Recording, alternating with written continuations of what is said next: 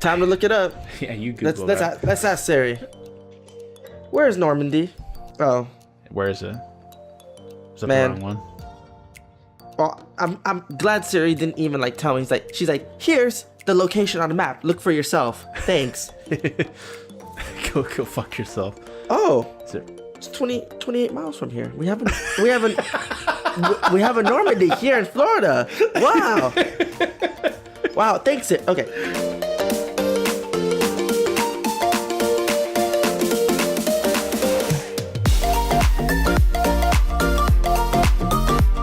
Hello, everyone, and welcome to episode 53 of the Thought Patrol podcast. And this week, I'm joined by one other person, a guest, I guess, because he's only here every once in a blue moon. And who might that be? Can you introduce yourself? Hey guys, it's Hector. Hector.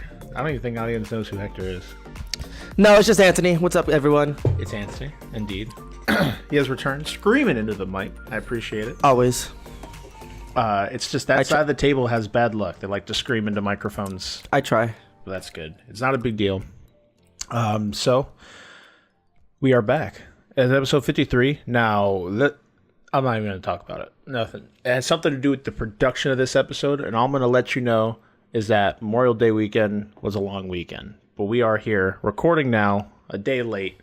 That is fun, because it's still going out. And, yeah, thanks for sticking with us, guys, and everything that we do incorrectly. So, I'm glad to have Antony here with me. So, let's go ahead and get started with weeks. Antony, it's been a while since you've been here. Yeah, what was the last time? Was it the... I don't know. I think it was the live stream. Was it the live stream? Oh, yeah. Well, you were on the live stream. I've seen the podcast. But, yeah, it's been a while, Antony. It has been a while. Last time was the live stream, like you said. Which was a fucking blast. Oh my god, yeah, so much fun. I was here for that. That was it the drunk podcast or was that another live stream? Drunk podcast. I don't think we've ever done one. Oh, what was it? We did the 12 hour. It was after hours. What? We haven't done an after hours in ages. What the the last hell? thing would have been the live stream. What was that one thing that you? I'm confused. I mean, we did a drunk live stream recently, but you weren't able to come. Oh, that's what it was. We played Valhalla, and every time I made a drink, we took. Oh, okay. Never mind. That was a fucking blast, though. I thought you were recording an episode. Never mind. No, that was fun. It was a fucking blast. So yeah, what have you been doing, man, with games? With games? Been playing anything? Just a lot of Fortnite. Fortnite.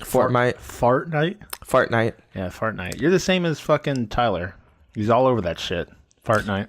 No, I only play it because, like, I've picked up on Bloodborne, but I die a lot and I get mad, and then I go to Fortnite to make me feel better. Ah, yes. And then you die on Fortnite and get and then mad. and then I just go to Hulu and just watch anime. Yeah, that always keeps you feeling good. Always. Speaking of anime, we gotta finish. We gotta catch up on Hinamatsuri. Oh, which is a fucking fantastic show. It is so funny, and even has its moments of like heartfelt like emotion and shit that you never expect coming. But it is such a good fucking show. Awesome characters. The writing's really fun. It's just fun to see what the fuck's gonna happen next to this group of characters, which kind of reminds me of what was that one show with Aqua and Megumi? Konosuba. I didn't give a fuck about the world in that game. I just wanted to see what kind of crazy ass wacky situation these characters would get into next, and that's exactly what Hinamatsuri reminds me of. Oh yeah. Just a very, very quality comedy anime, which is interesting because I'm not a fan of comedy in anime because usually they take one joke and run it into the ground and kind of stuff like that. But this it's pretty. It comes up with different things. It's unique and I like it, and it's made me genuinely laugh, which isn't something that happens much with comedy anime. That and Konosuba is fucking hilarious as well. I died a couple times in Konosuba. Just everything about that show is a fucking mess. It's awesome. So Fortnite, I don't play this game, so I'm glad you enjoy it. I did. What was I gonna say? I did offer to play with you because they have the crossplay functionality, and I ran out of live or gold or whatever on my PS4. Damn. But I don't know when I'm gonna re-up that. It'll probably be I don't know, whenever the next time a multiplayer game comes out that we all talk about getting. Yeah, for real. Which I can't even think of one. Yeah, what games are coming out? I mean, big ones are mostly console like exclusives. Like the next big thing I'm excited for is Spider-Man in September. And then we got COD, but I'm not picking up Call of Duty. We now have Battlefield 5, which is what we're going to be talking about today. We have Red Dead, but I'm not getting that on PlayStation. I'm waiting for it to come out on PC whenever the fuck that happens. Did they announce it? No, but it's going to happen.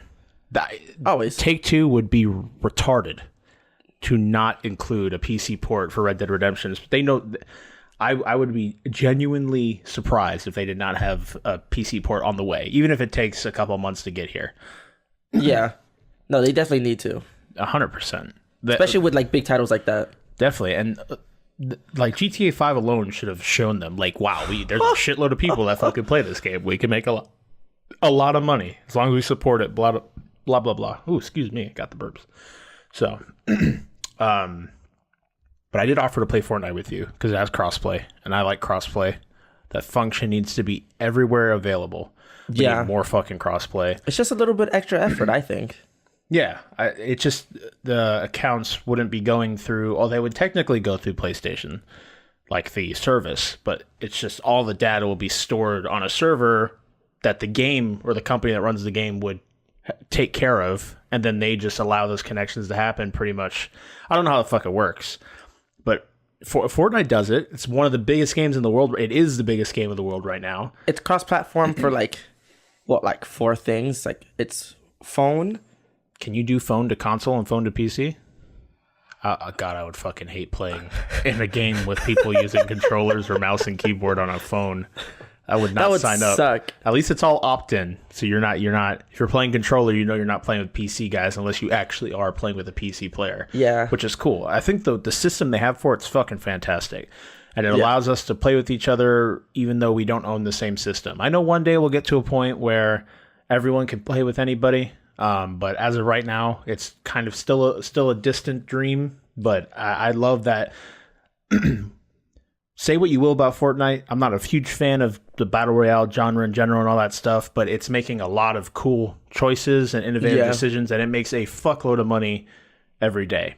So with as big as it is, maybe other companies will step in and say, hey, this is a cool feature that we can include in future entries of our series or something.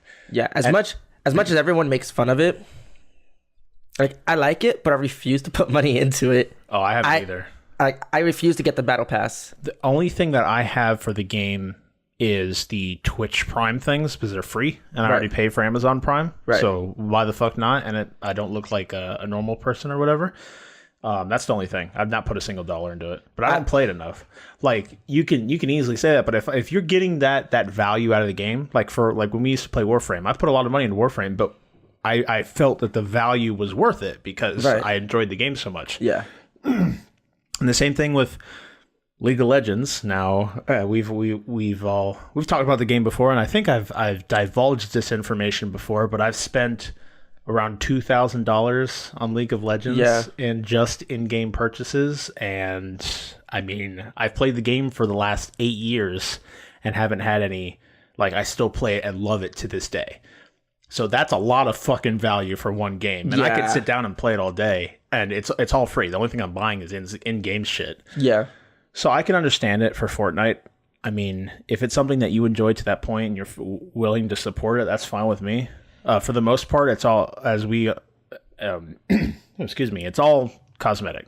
So it doesn't affect your gameplay or anything like that. Anyone can do well as long as you understand the mechanics of the game. Yeah, I feel like the only reason why I don't put money into it is because the people playing it. Oh, the people! Well, one thing you get with things that are so big is there's obviously there's a shitload of people playing it, but that includes the worst and best of humanity. So you have to deal with the 3-year-old kid that calls you the N-word 60 times because you took his gold scar or whatever the fuck. I don't know what leads to these encounters.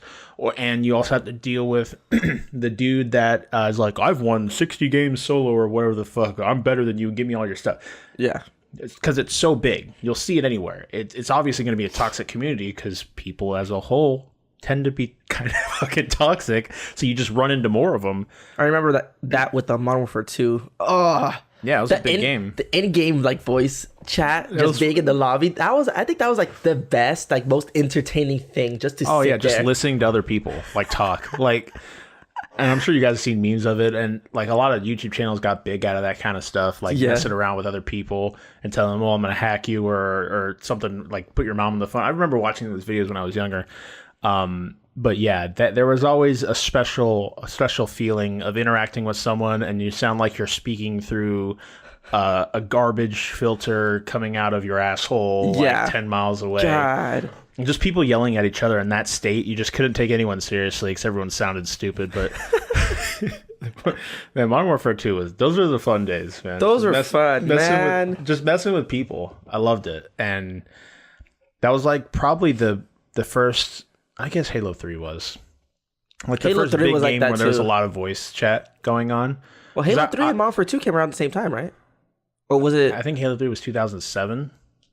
I mean, I could look. God, came out so long ago. I'm pretty sure Halo 3 was 2007, and then I don't know what Modern Warfare 2 was. I think it was after it. Modern Warfare 2 was my first Xbox game. That's when I first got the Xbox. Yeah, my Xbox was a Halo 3 Xbox. The 360. Yeah, September 25th, 2007. And then Modern Warfare 2. Oh, jeez. Wait, if you had the Halo 3 one and I had the Modern Warfare 2 Xbox, then that means that Halo 3 came out first. Maybe a year apart? Or maybe not even. Modern Warfare 2 came out November 2009, so 2-year difference. Oh my God, what? Yeah. And Halo 3 was still like super relevant when Modern Warfare 2 came out. Yeah, Halo 3 was relevant for a long fucking time. A very long time. That was the main purpose of our 360. Yeah. When we played, we pretty much just every year, because we didn't work jobs, we just re-upped the Xbox Live subscription or whatever for a Christmas present. Yeah. And sometimes would maybe get a game, but Halo 3 serviced us the entire fucking year because we just get home and play Halo. That's all. That's all it would be. And then if we got bored, like with the multiplayer or like you go fuck around in campaign. Or mess even with custom maps. Yeah, exactly. There was just so much value in that one $60 purchase. Well, there was DLC and stuff too. Ooh, excuse me. But it's crazy thinking back at that playing one game, I wouldn't be able to. I mean, I say that, but I still play League of Legends, and I probably have tens of thousands of hours in that game. I wonder if there's a way to check. And then I play Siege, and I have like 250 hours in that game. So I guess I could still consider games like that, but I don't even know how long collectively we all played Halo for. It must have been across everything. I can't even tell. But I remember playing like a lot. 3, Reach, and did we play 4 that much or not really? I didn't like 4 that much. We played it a little bit. We collectively played a shitload of Halo 3. It was a mess. And I even, like I was saying, looking back, I couldn't understand how that kept us all occupied for that long, but it was a fantastic game. So that's that. I think it's because there was so many of us. Like now we just like, Jonathan has Xbox, right now. I don't know what he plays. I know. I have no idea what he plays. I've seen him on PC every once in a while because he has a computer. It's not a very good one, but he has one. Every once in a while, I'll see him playing PC.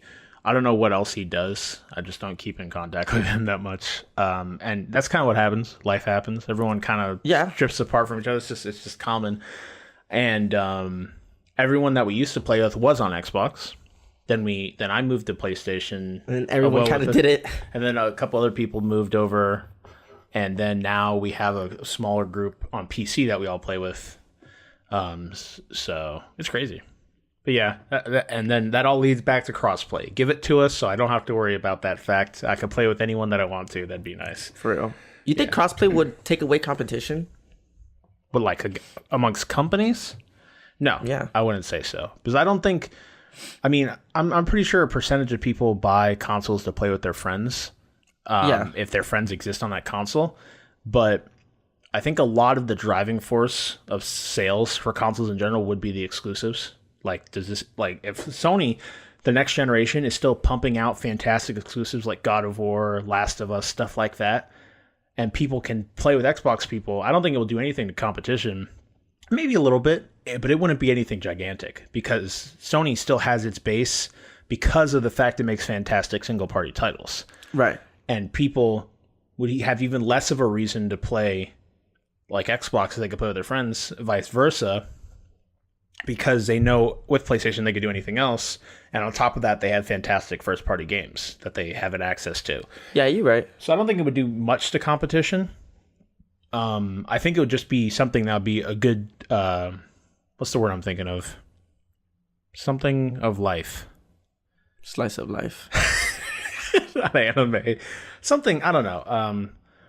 Quality of life improvement. For there we just go. Everyone as a gamer in general. I think that'd be a good change. But I don't think it would do much to competition. Because I think a lot of the reasons people are buying PlayStations are for God of War, Last of Us, Spider-Man, stuff like that. Yeah, and then what would it be for Xbox? What exclusive? Gears of War? No, not much. Halo and Gears. Well, I think they're done with Halo though. No, I think Halo 6 I've heard rumors that there would be a Halo presence at E3 this year, which is in 2 weeks. So there might be a Halo 6 coming out. I really want them to remaster 3. Well, they have the Master Chief Collection. Oh yeah, true. That is man. It has been remastered. You just need to have an Xbox. The cool thing is maybe 6 might be on PC as well, because they've recently adopted the Play Anywhere stuff, like with Sea of Thieves, Gears of War, where you can, if you buy it digitally, you own it on both Xbox and PC. Ooh. So I could buy it on PC and play it on PC, and then be able to play the game without having to buy an Xbox. Ooh. Hopefully. That'd be pretty cool. We'll see what happens. I'd love that. That'd be really cool. And they get my money from me somehow, because if they don't, I'm not fucking going out and buying an Xbox just to play Halo 6. Yeah. So that'd make me so sad if they put it on PC and Xbox and. Well, there's no way in hell it'd go to PlayStation. Obviously. Yeah, no, absolutely not. Yeah, no fucking way in hell. But damn it, that makes me sad. Yeah. Maybe I can play it on my 360. Take it out of the closet, brush the dust off of it, and then hope that it turns on. It'd be a miracle if that game also comes out on 360. I think they've completely abandoned that by now. That'd be interesting. It's a dinosaur. Yeah. Do they even still support the servers for multiplayer for 360? They might. I'm not entirely sure. I don't. Mine died. Its hard drive broke, so I can't do anything with it. I don't even know where the hell it is. It's somewhere. Maybe in the garage. I have no idea. All right. So you've been playing Fortnite. Fortnite. That's about it. You need to get God of War. The game's fantastic. I know. I'm waiting for some reason. Recently, I've been playing a lot of single player games. Aside from Fortnite, and Monster Hunter World, but everything else has just been single player. I'm really looking forward to Last of Us. You'd love God of War. I know, really I would. Fucking good. It's the best. It's one of the best games for this generation of consoles. It's fucking awesome. I still haven't completed it, but I finished the main story. I don't know if I'll ever complete it, to tell you the truth. I just don't. Is the action better than what it was before, Gears of War? God of War? Yes, thank you. People are. It's like a 50. I don't know. It's 50-50, but people are kind of on each side about it. Some people aren't a fan of the camera angle in God of War, the new God of War. Is it because it's lower? Yeah, and it's like the Last of Us style, where it's third person behind the back or over the shoulder. Right. So that kind of one issue is they tried to remedy it. They put a light arrow so you know when an enemy is behind you. But in the original God of War, is when you got into a scuffle or whatever, it'd zoom up and you'd see all around you. So it's easier to be aware of your surroundings. Where in this one, because they went for the more cinematic angle with the cameras, you have to deal with the fact that you can't see behind you. And some people, again, it's either here or there about that. Some people like it, some people don't like it. But I would say the combat's really good. I'd say it's fun. It feels good. They spend a lot of time making sure that while you're playing, it feels fun to play. See, I had multiple times I was thinking, wow, this is fun. And that doesn't always happen while playing a game. You don't always think to yourself, man, I'm having a blast. But yeah, it was fun. And on top of that, it has a fantastic story. The writing's good, besides one part that annoyed the fuck out of me, and has to do with the son. And a change of character. That's all I'm going to say. But if you've played it, you know what I'm talking about. It annoyed the shit out of me because it didn't feel necessary whatsoever. But that's that. Maybe one day we'll have a spoiler talk about it in a couple weeks when everything's died down. Yeah, the hype from it. And we'll just, it's still kind of... Yeah, it's still pretty big. And in its first month, it sold 5 million copies. Jeez. Which is crazy. You know it's still big and relevant when there's still new memes being made about it. That's how you know. That's how you know. That's how you gauge the interaction from the community. If you see a meme here or two, you know people are still talking about it. God damn it. The memes were it for funny. Boy. I haven't even played it and I know. God. It's funny stuff. So I'm glad you could join me. My week's been good. I've been delving into things here and there on PC. I haven't really gotten sunk into anything besides recently. You saw me playing it a little bit earlier today. I'm getting excited for Siege, the new operations coming out. So it's 2 new characters. There's one that could his name's Maestro. They're both Italian, I think. They look Italian. If they're not Italian, I feel racist. But I think they might be Italian. One of them, he puts up like this bulletproof camera turret on the wall. And you can look through the shield on it. So you could get on your camera and look, and you can like deploy the thing, and the bulletproof windows will open, and it shoots bullets they're like little sting bullets that do like 5 damage a shot. So but the cool thing is it also serves as a camera, so you can look for people. Right. It's more of like a counter device tool than just used for killing people. You're not going to be mowing people down with this thing because all they got to do is turn around and shoot at you while you're using it, and they'll break it. But like, there's a character called Thermite who puts down a thermite charge, right, and it's used to blow through anything reinforced.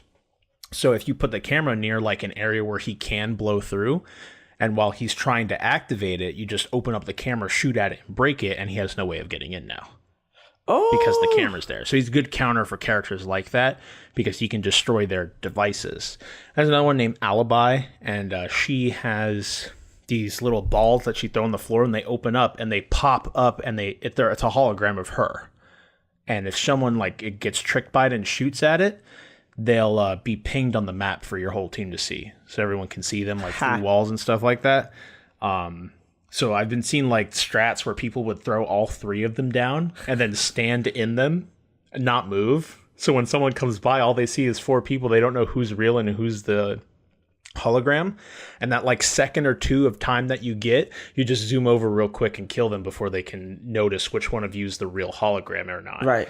So, or they get lucky the first time and shoot you. Oh yeah, shoot you right in the head. That'd be the kind of luck that I would have. 25% chance. Yeah, I've seen people get pretty creative with her device and like putting it in windows to kind of freak people out, or putting it behind like deployable shields to freak people out, or just in areas where people might think it's actually Alibi. Right. But I think as time moves along and people kind of get more used to the fact that there's a person that could put holograms down, people will become less gullible to it. Yeah. So they'll be like, if you see something in a weird fucking place, you'd be like, well, that's probably a hologram. Or in the vice versa, you could have the person playing Alibi get more ballsy with her stuff. Right. And people either think it's a hologram or not a hologram. So if you go and stand in a window and not move, people are like, oh, that's an Alibi hologram. Or it can actually be fucking Alibi and then she can kill them. So there might be a mind game that might be presented there. I think it comes down to the person playing the character and how creative they get with their stuff, especially if you kind of like meld the people you're playing against. So say like the first round, you play as her, and then you do put holograms in the window and you trick someone. The next round you do it again, but instead of a hologram, it's actually you, and then you trick them again. So it's kind of like a mind game that you're playing with them. Yeah. So I'm excited. That'd be a cool mechanic. Yeah, I'm excited for this new season and operation. It looks pretty cool. I think it comes out in a week or 2. Not exactly sure when, but I'm definitely excited. I love Siege. It's my favorite FPS game. Like right now, it's fucking awesome. One of the best ones I've played. You saw me playing. I picked up Elite Dangerous for PC. Was that the space game? Yeah. Oh, that one looked cool as hell. I used to play it on PS4. Actually, one of our listeners, Funny Guy, that's how we first met, was in that stream. And he eventually checked the YouTube channel, and now he's pretty much, he's been a fan for a while, a long time. Around a year, because it's been a year since we started. Yeah. So that's crazy. Really fucking cool. But that was like the first time we met. And it was love at first sight. So But I like being back in it. There's some cool things that you can do on PC that wouldn't be as easy with the controller. Like, there's these mission packs that you download where it will be like voices and stuff like that, and it will be like almost like a campaign mission that the developers like provide to you. Right. And you can download it all and play through the game, and it's like a seasoning to the game to add a little bit of oomph, because there's no actual campaign. It's just pretty much an open world space sim game. But they give you like little missions that you think like you're doing a campaign mission, but you're not. Right. Which is interesting. I've never seen someone do it that way. They kind of add like a backstory kind of. Well, to there's the lore to the universe is pretty deep. The thing is, it's all behind text. You'd have to read it all. Every day they release a news article that explain what's going on in the galaxy for that day. Like right now, there's a wedding ceremony going on for like the week or something. And if you go to this galaxy, you can see like a collection of, I think it's cruise ships hanging out, because there's like a whole wedding going on and stuff like that. I feel like they brought that out because of the royal wedding. It might be. It's possible. They just recently introduced aliens into the universe. They've been kind of hinting up to it over the past year, and now they're finally here. It's been a while since I've kept up with the game, so I don't know if we have weapons to fight them back, but when they first showed up, there was no way to fight them. So you just had to run? Well, usually they wouldn't go after you, but sometimes they'd pull you out of like super cruise, which is like going really fast, and they'd pull you into like space, and they'd like scan you and just leave you be. But if you attack them, they'd release like these like tiny sentry things, like hundreds of them, and they just fucking annihilate you. But now, like the engineers, because there's engineers spread throughout the galaxy, they've slowly. The way I was reading is that they were going to start creating whatever the name of that alien race is, I don't remember, weapons, so you could like research them, pick them up, put them on your ship, and be able to fight back. Right. But they're really creepy. They're like these weird like twisty starfish things that are like green, and it's interesting watching the Reddit page for this game, because as people discover things, they put it on there. Because when you usually discover something, it'd be by yourself. So if you just happen to be recording, like the first recording of these aliens was just put up on YouTube and then put up on Reddit, got to the front page, blah, blah, blah. And now everyone knows, shit, they're here. So it's like this interesting, the way the community is just uncovering things that the devs are putting in the game. It's an interesting, I don't know. I always want to say dichotomy, but I don't think that's the right word. But it's an interesting connection going on between... Interesting dynamic going on between the players and the creators of the game. So that's always cool, just figuring out, hey, this is what I discovered. Or right now they're having a community event where it's all about like massacring like fleets of ships or shit like that, or this is going on, or this is going on. And it's funny because you feel like it reminds me of Dark Souls, because when you're playing, for the most part, you feel alone. Every once in a while you'll come across another ship, and it might be an NPC or an actual player. But for the most part, when you're doing stuff, you're by yourself in your spaceship, and that feeling of being like in a world but feeling alone, and you're just kind of exploring and doing your own thing. I like it, and as you saw, it's cool. I've always been a fan of space. I fucking adore space and space travel, and this is pretty much that. It's like No Man's Sky, except you can't land on a planet. Right. And it doesn't look like garbage. But the thing is a lot of people describe this game as being like a mile wide and an inch deep, because everything is in the pursuit of credits, making more money to upgrade your ship. But there's not really an end-to-end goal besides getting everything in the game. Right. So a lot of it is more of the experience of going from place to place, deciding how you want to make money and just doing that. Because you can try and kill people and steal their cargo. You could go exploring. Like, the map is huge. It's all of the Milky Way galaxy. You can even go to our solar system, and there's Earth, and it has it lined up perfectly. Now, you can't land on atmospheric planets yet.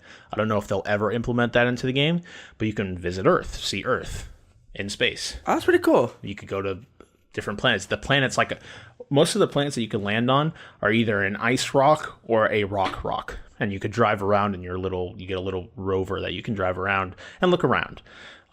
It does a good job of giving you that scale, because if you land on a planet and decide to drive all the way around it, you fucking can, but it would take you days to do so. Like days, like real-time days, or like days? Days. Oh. Yeah. Like, it gives you an estimated timer of your approach to a planet.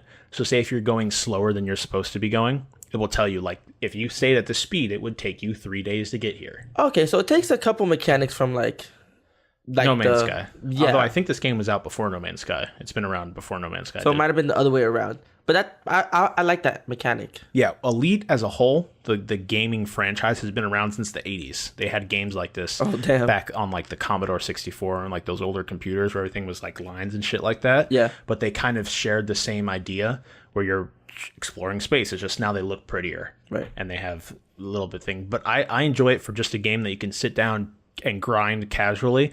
The music in it's fantastic. It's got like that kind of like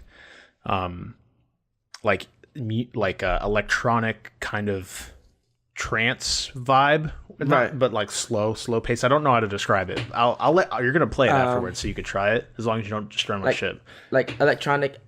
It's like atmospheric. Yeah, it's atmospheric electronic music, and it really adds to the game. I think a lot, and it's just fun doing whatever you want to do. Like there's people that have gone all the way to the edge of the galaxy and back. And it took them months to do so. Just going in one direction? Going in one direction. You can plot your trip all the way down there. It'd be like 22,000 light years, and you can go out there. The thing about it is there's only a certain bubble where there's actually technology that you can so like you can refuel your ship and stuff, but they have a thing where you can fly by a planet and you scoop fuel into your ship from the planet's heat. Or not a planet, a sun. Right. So you can fly by a sun and scoop fuel into your ship. So you're technically self-sustaining as long as there's a sun in that system you're traveling to. Right, and you don't run out of fuel before. What happens if you just run out of fuel? You die. Well, what we'll do, you die very slowly. And I have a story. You reminded me. This happened to me earlier today. I was playing, and I was taking something, a couple units. Oh, no, I went to go recover a black box. So there was a fight between ships that happened in this system. They wanted me to go get the black box and bring it back. I'm like, okay, they'll give me money to do it. I don't ask any questions. I go get it. So I go over there. I jump. It's like a couple systems over, like 3 to 4 jumps, and I get over there. And I have to kind of, when you jump into a system, you have to sometimes, depending on the mission you're doing, you'd have to scan. Every system has a navigation beacon by the main sun of that system, and that's how you jump. That's how everything is charted. Is these little nav beacons. So sometimes you have to scan that beacon because it contains all the information of that system. Right. So I went to go scan it. It's like, okay, we found that there's been a disturbance over in this area by this other star. Can you go check it out? Bada boom. I drive over, and I found I arrived jumping out of Super Cruise, and there's just fucking destruction everywhere, like pieces of ship all over the place. And you can check like a contact list, and it's everything within a certain range of your ship. And I see the black box, so I go. You have a little like thing that pops up underneath your ship, and picks things up. That picks things up. It's a cargo scoop, actually, is what it's called. And so I retrieve the black box, and then I leave. I start to head back to the station, a couple jumps away. And the thing is I was hoping I'd have enough fuel, but some systems are incredibly separated. Like that, you'd have like a thing that's like 2,000 light seconds away from the main sun where you warp in, and I warped in with only like a tenth, like 15 to 20% of my fuel left. So I'm like, fuck, I forgot the system was so large. So I start driving that way, hoping to God that I just make it. And I'm like, shit, I'm not going to make it. I need to look for another station, something nearby I could refuel with. And I found one that was like closer. It was like one was 22,000 light seconds. One was like 11,000 light seconds. So I'm like, I'll go there, refuel, and then finish my way. I'm getting there. I run out of fuel on the approach, and you have a backup tank. The backup tank starts draining. I'm like, fuck. I need to get in here. If I die, I'll lose the black box. Yeah. Because my ship will fucking explode. Yeah. And I shit you not, I'm coming in, and I'm at the station, and I'm running really low. Like, the backup is almost done. I'm at the gate to get inside of the station, and I run out of fuel. And your ship just shuts down. And what you do is, depending on your ship will have a life support, and it will turn on. So you get a certain amount of minutes of oxygen. Because there are weapons that can EMP your ship, and it will take out the systems. You have to wait for them to reboot. And depending on your life support, you can die if your life support's not good enough because you'll run out of oxygen in the ship before it reboots. So it just shuts off, and I'm like right in front, and I'm like, fuck. So I sit there and I wait, and you can self-destruct your ship. So I go over to the menu, and I'm like, there's nothing you can do. I'm out of fuel. I'm just floating in space. So I just self-destruct my ship. Damn. I was literally like 30 seconds from landing and refueling. I was so mad. Fuck, that sucks. But one funny part about that is after I respawned, I'd been grinding for a while, and I'm like, why don't I just buy a new ship? And because I had the starter ship, which is kind of shitty. Right.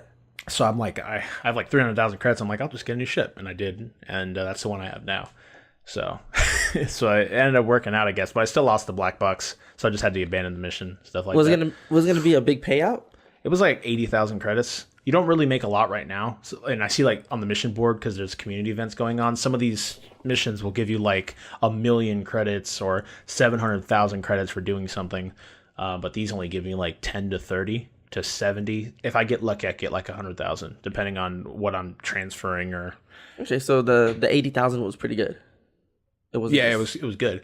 And it's interesting. Every system goes through like economic states where they could have like a boom where and everything has a market. So every system will have a market. It'll be like a market for technology, infrastructure, commodities, or something.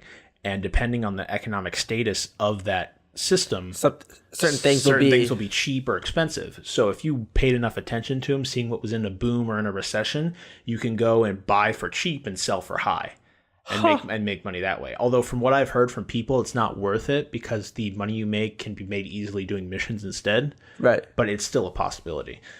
You need something like you can do like black market tradings. You can go and you can look up like the highest bounties in an area, and they could be either people or NPCs, and you can look for their like last approximate destination, and you can like hunt them down, kill them, and you can collect bounties on people. You could be a bounty hunter if you wanted to.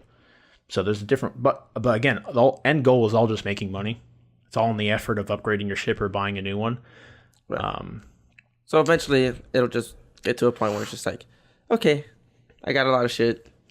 It depends on the person, because then you maybe like, oh, I want to go explore the center of the galaxy where there's literally hundreds of thousands of systems located in one area, and what it is space. Since there's so many stars surrounding you, space is daytime. It's not dark.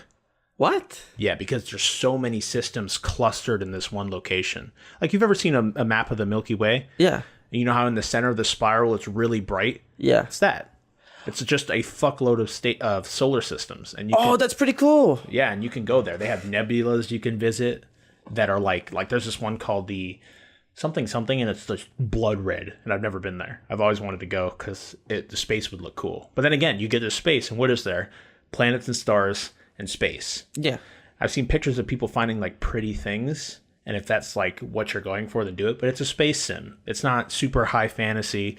You're not going to be having like Death Cruiser battles, Star Wars style. Right. A lot of it's just either small conflicts or trading or things like that, and just kind of exploring, and everyone just as a community doing whatever the fuck. And I think it's cool, and that appeals to me a lot. I like it much better than it did No Man's Sky, and I could play it for just ages. And it's much better with a mouse and keyboard, although people buy actual like joysticks. And another cool thing, it supports VR.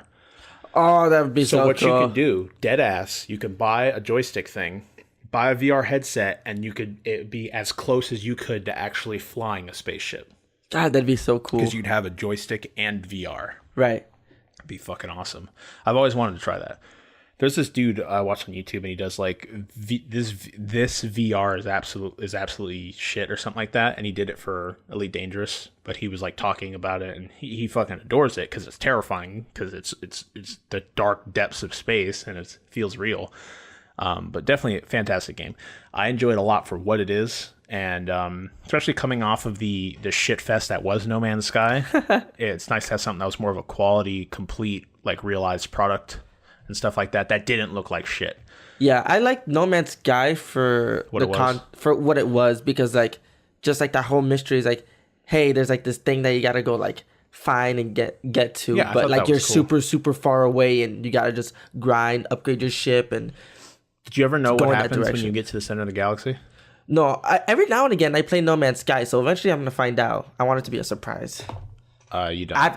You don't. No. No, it's not as grandiose. You know what happens? It's not satisfying. You know what happens? God. You find out that everything's a simulation, right? What? You find out everything's a simulation, and depending on what you choose, as it's like a text box, you pick an answer. It will either end the game or you restart and wake anew in a new galaxy that you have to get to the center of.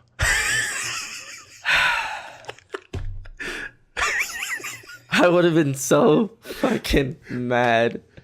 Oh my god. So mad. Oh my god. Yeah. Like you put so many hours and grinding and just for it to be like, okay, time to restart. I would break something. Maybe that's why it looks so shitty. Because it's all simulation. Maybe. What if they did that on purpose? No, I don't think they did. So that's that. But I understand what you're saying. I like the idea of the journey and just finding planets that look pretty. Because besides the animals on the planets, a lot of planets, when they were like vegetatious, if that's a word, they look pretty. Especially the colors and everything. And that was much more fantasy than Elite Dangerous is. It's much more of a space sim than it is a arcadey thing like No Man's Sky is. Right. But so that's that. We're 42 minutes in. Wow. We're not supposed to talk about that long. That's our main topic. No, I'm just playing. So that's what I've been doing. I fucking love playing Elite Dangerous, especially on PC. Because on PlayStation, it's good. But one thing I was always annoyed with is that when you're trying to do like more like finessed movements with your ship, it's hard to do on a controller. And it's much easier on a keyboard because you have more buttons to assign to things. Oh, yeah. Like if I want to move laterally this direction or longitudinally this direction, I could assign 2 buttons on the keyboard to do that. Whereas the controller, you'd have to like click in the left stick and it would switch your button layout entirely. So you'd have 2 layouts. So I had one for small movements and one for actually flying around. Right. And I like it much nicer with just everything being there, and I don't have you have a lot more keys to bind things too. Yeah. And also, again, with those voice packs, that's not available on the PlayStation. If you were to, you could like change the color of your HUD in this, which isn't available on the PlayStation because it's not like an option. You have to actually go into the game's files and manipulate the color, a hex code for the color.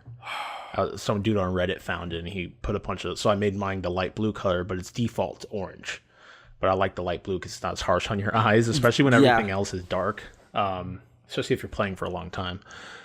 So that's that, yeah. Anime's been great. My Hero's fucking good. You caught up on Darling. You caught up with Darling in the Franxx. Almost. What do you think about that show? I love it. I really like the fact that I'm on the pretty much a fan service episode, the beach one. The one episode that's always like an anime. In all honesty, have you seen it? Have you watched that episode? Or you haven't started it yet? No, I finished it. Yeah. Yeah, but that episode as a whole was not what I expected it to be because like they had some like shots of them playing around in the ocean and stuff, but it was not fan servicey whatsoever. And there was an important event that serviced the story. Yeah, exactly. So I was surprised compared to how the show started being hella fan servicey.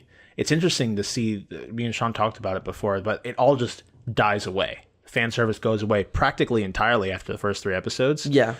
And it turns into like a character drama. And it's more about, even to the point we're at, I haven't seen a Franxx in forever.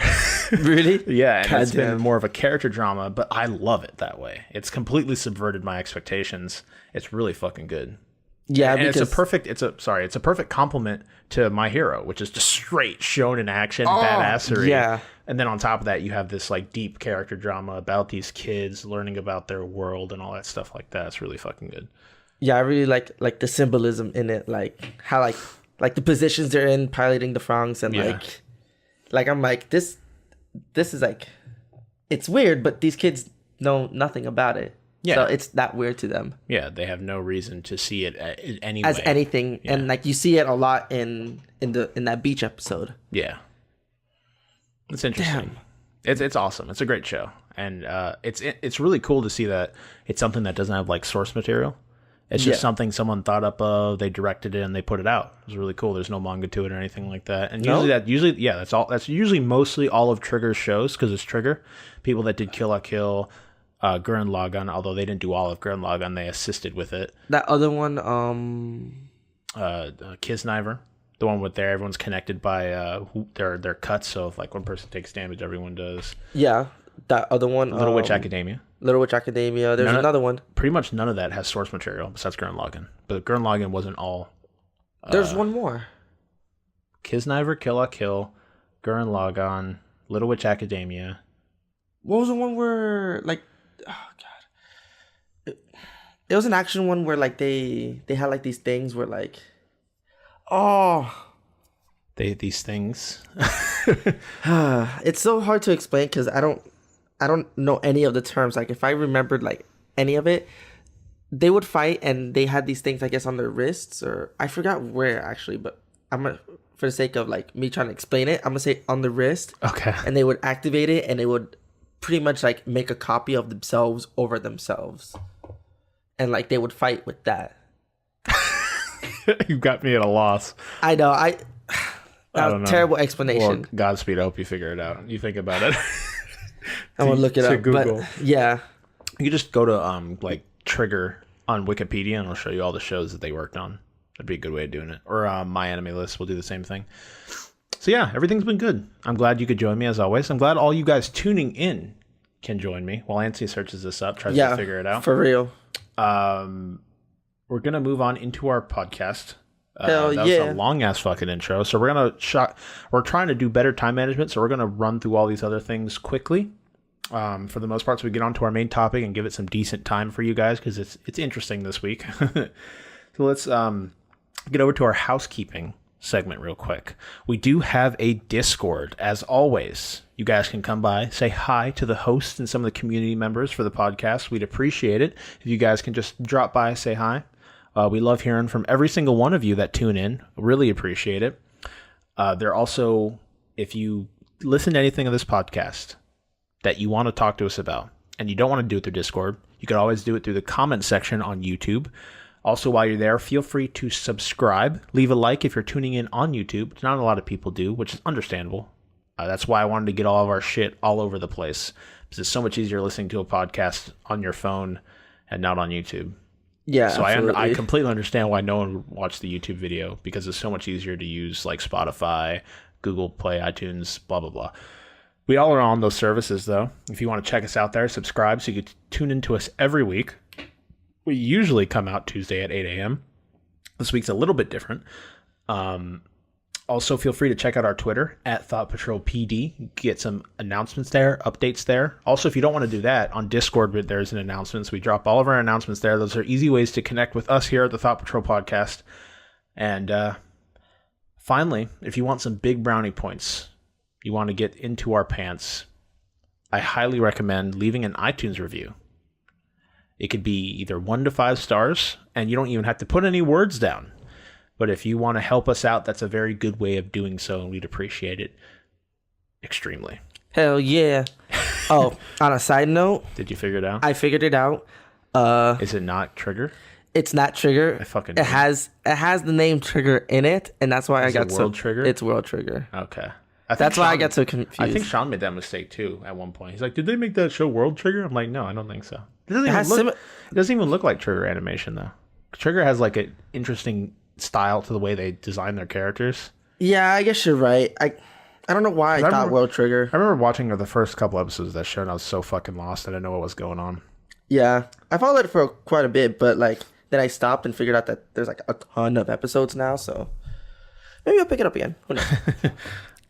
So we're going to move on to our mailbag segment. Sam, as always, has graced us with his love and affection in a mailbag question. So, Antony. Yes. We have a question from Sam, as I said. He says, "Greetings, Thought Patrol," with a THOT. That's rude. Why would you do that? "I want to know something.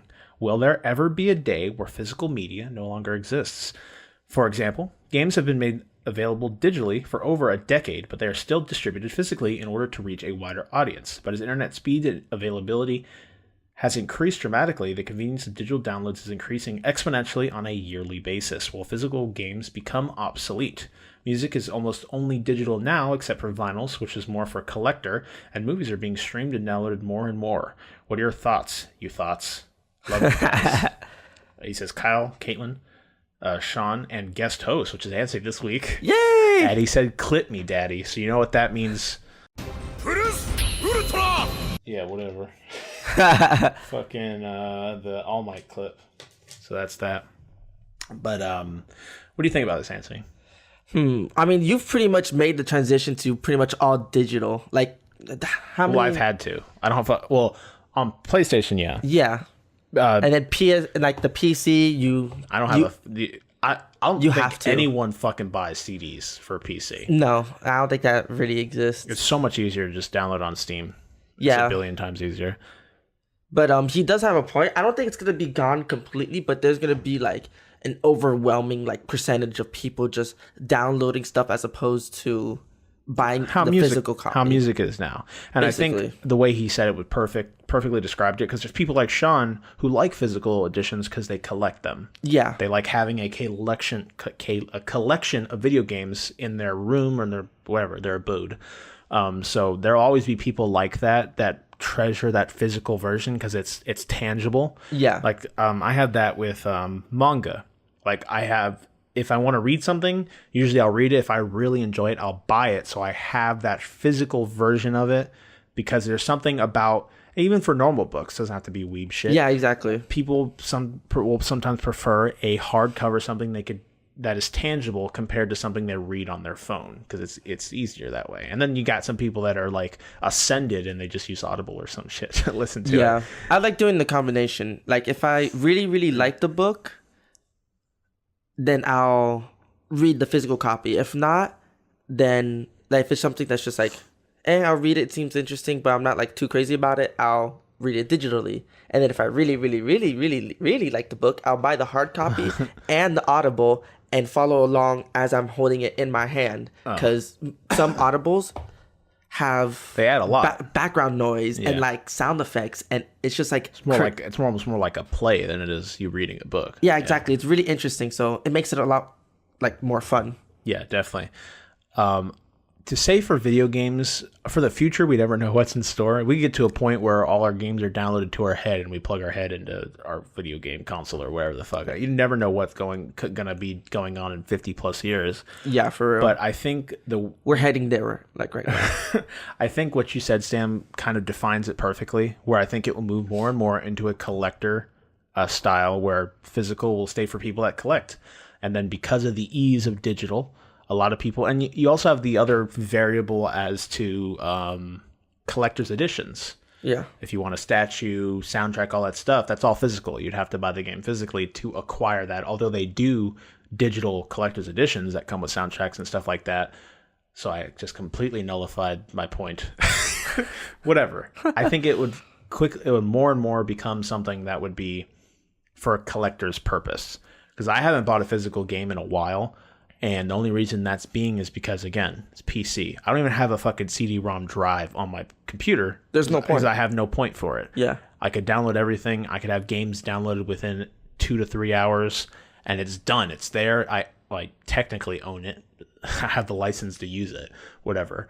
And it's on Steam, and I have ease of access. I could switch between any game I want without having to change discs and stuff like that. But like you said, that ease of use is definitely one of the reasons it's so high up there. I hated getting up and changing a disc when I wanted to play a different game.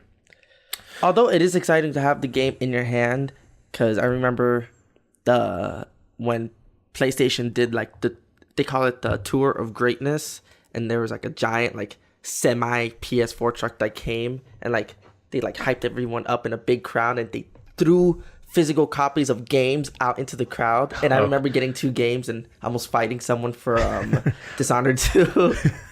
Like I knocked it out of someone's hand when they threw it. Dishonored 2 or Injustice 2? Dishonored 2. Okay, I thought it was Injustice.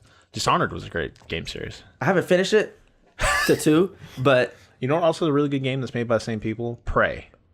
Although I don't know how it would be, because for some reason, what's their name? Obsidian Entertainment?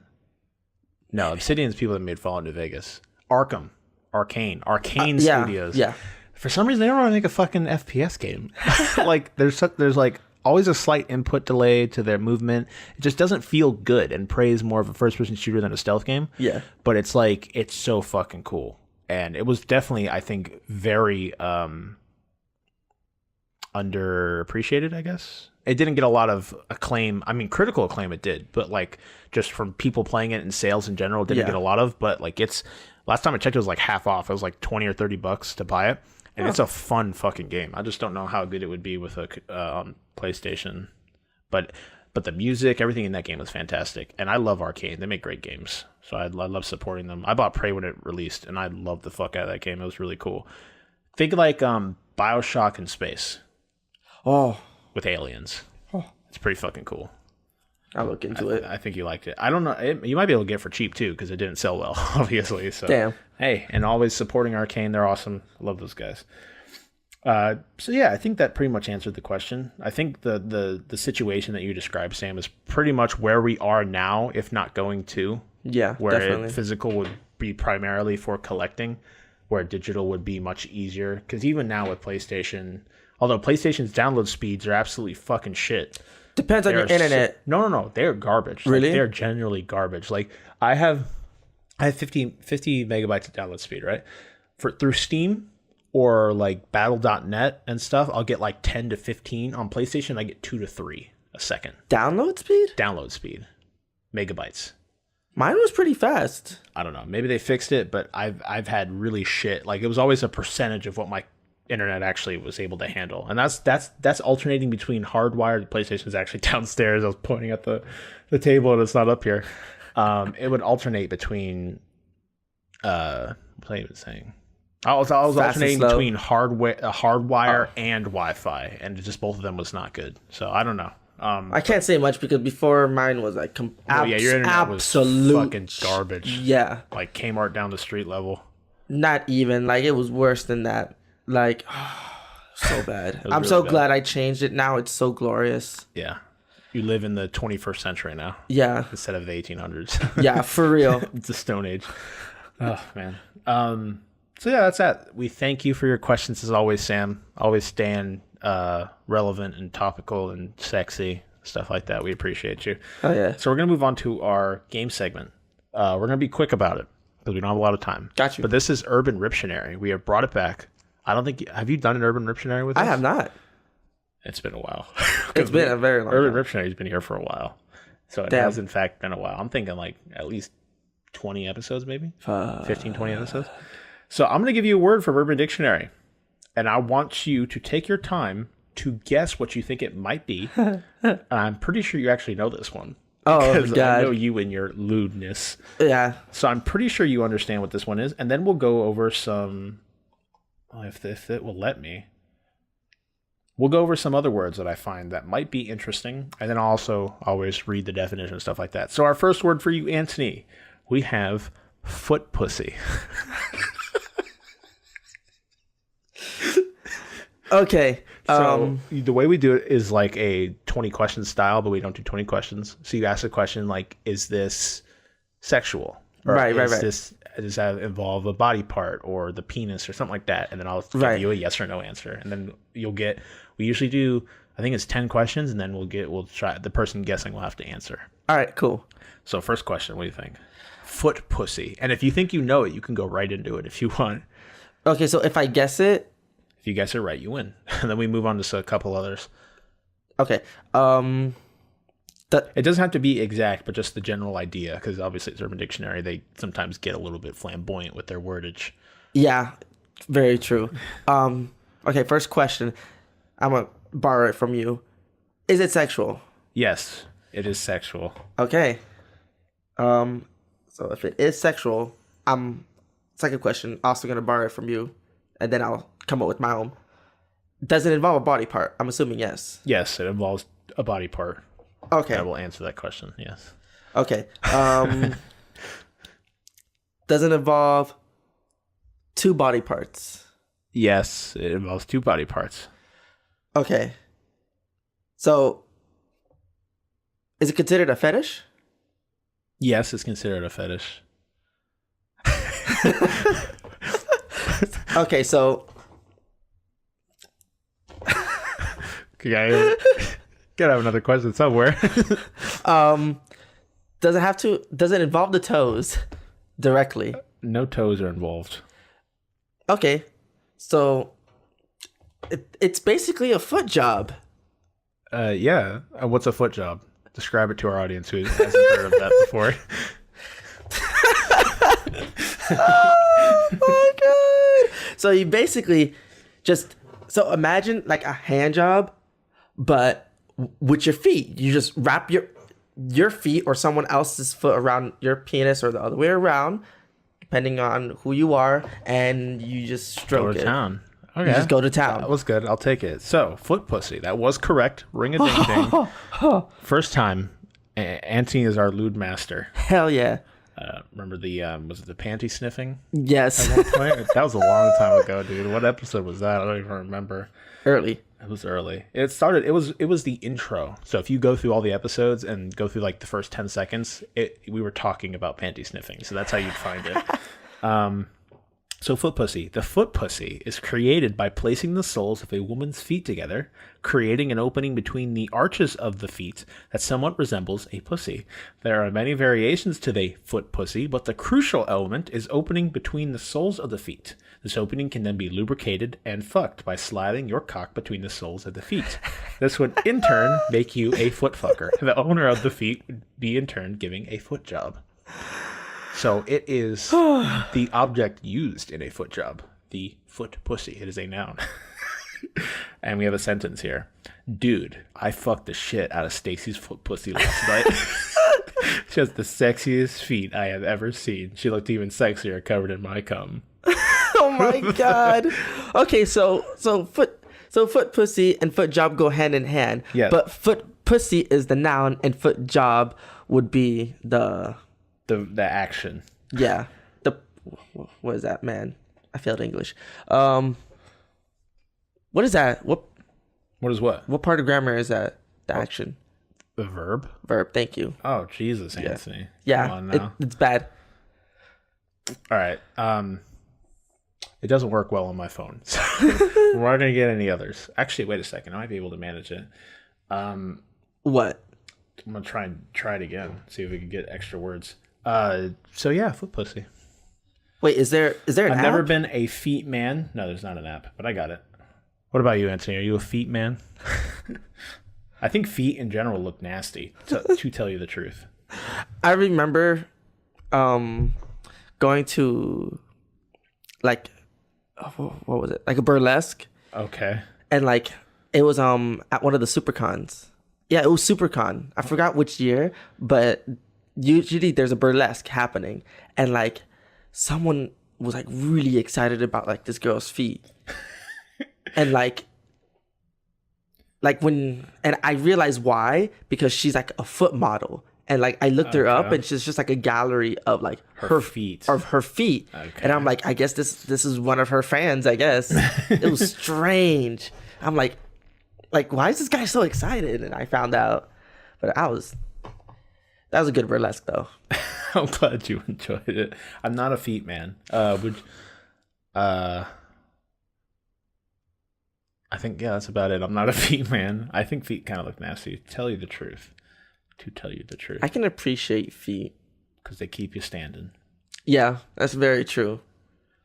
Without feet, we're not going anywhere. Exactly. Yeah. But that's about the only reason. They look disgusting, though. I'm not sexually aroused by their foot or their foot pussy. The foot pussy. Their foot pussy. So I can't figure it out. Whatever, fuck it. That was Urban Riptionary. Hell yeah. We brought it back. It's actually been a long time since we've done Urban Riptionary. We've been all over the place. We have a bunch of different things we do for the game segment, so that has returned. I was thinking about doing Kyle Ruins, which is like where I read porno fan fiction.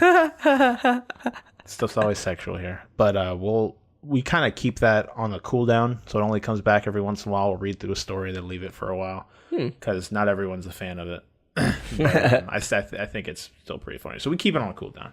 So we're going to move over to our box office tops, actually. Get into that, since we are still technically running on a time crunch. So for this weekend, we have at number one. Can you guess what you think number one is, Antony? I haven't seen any.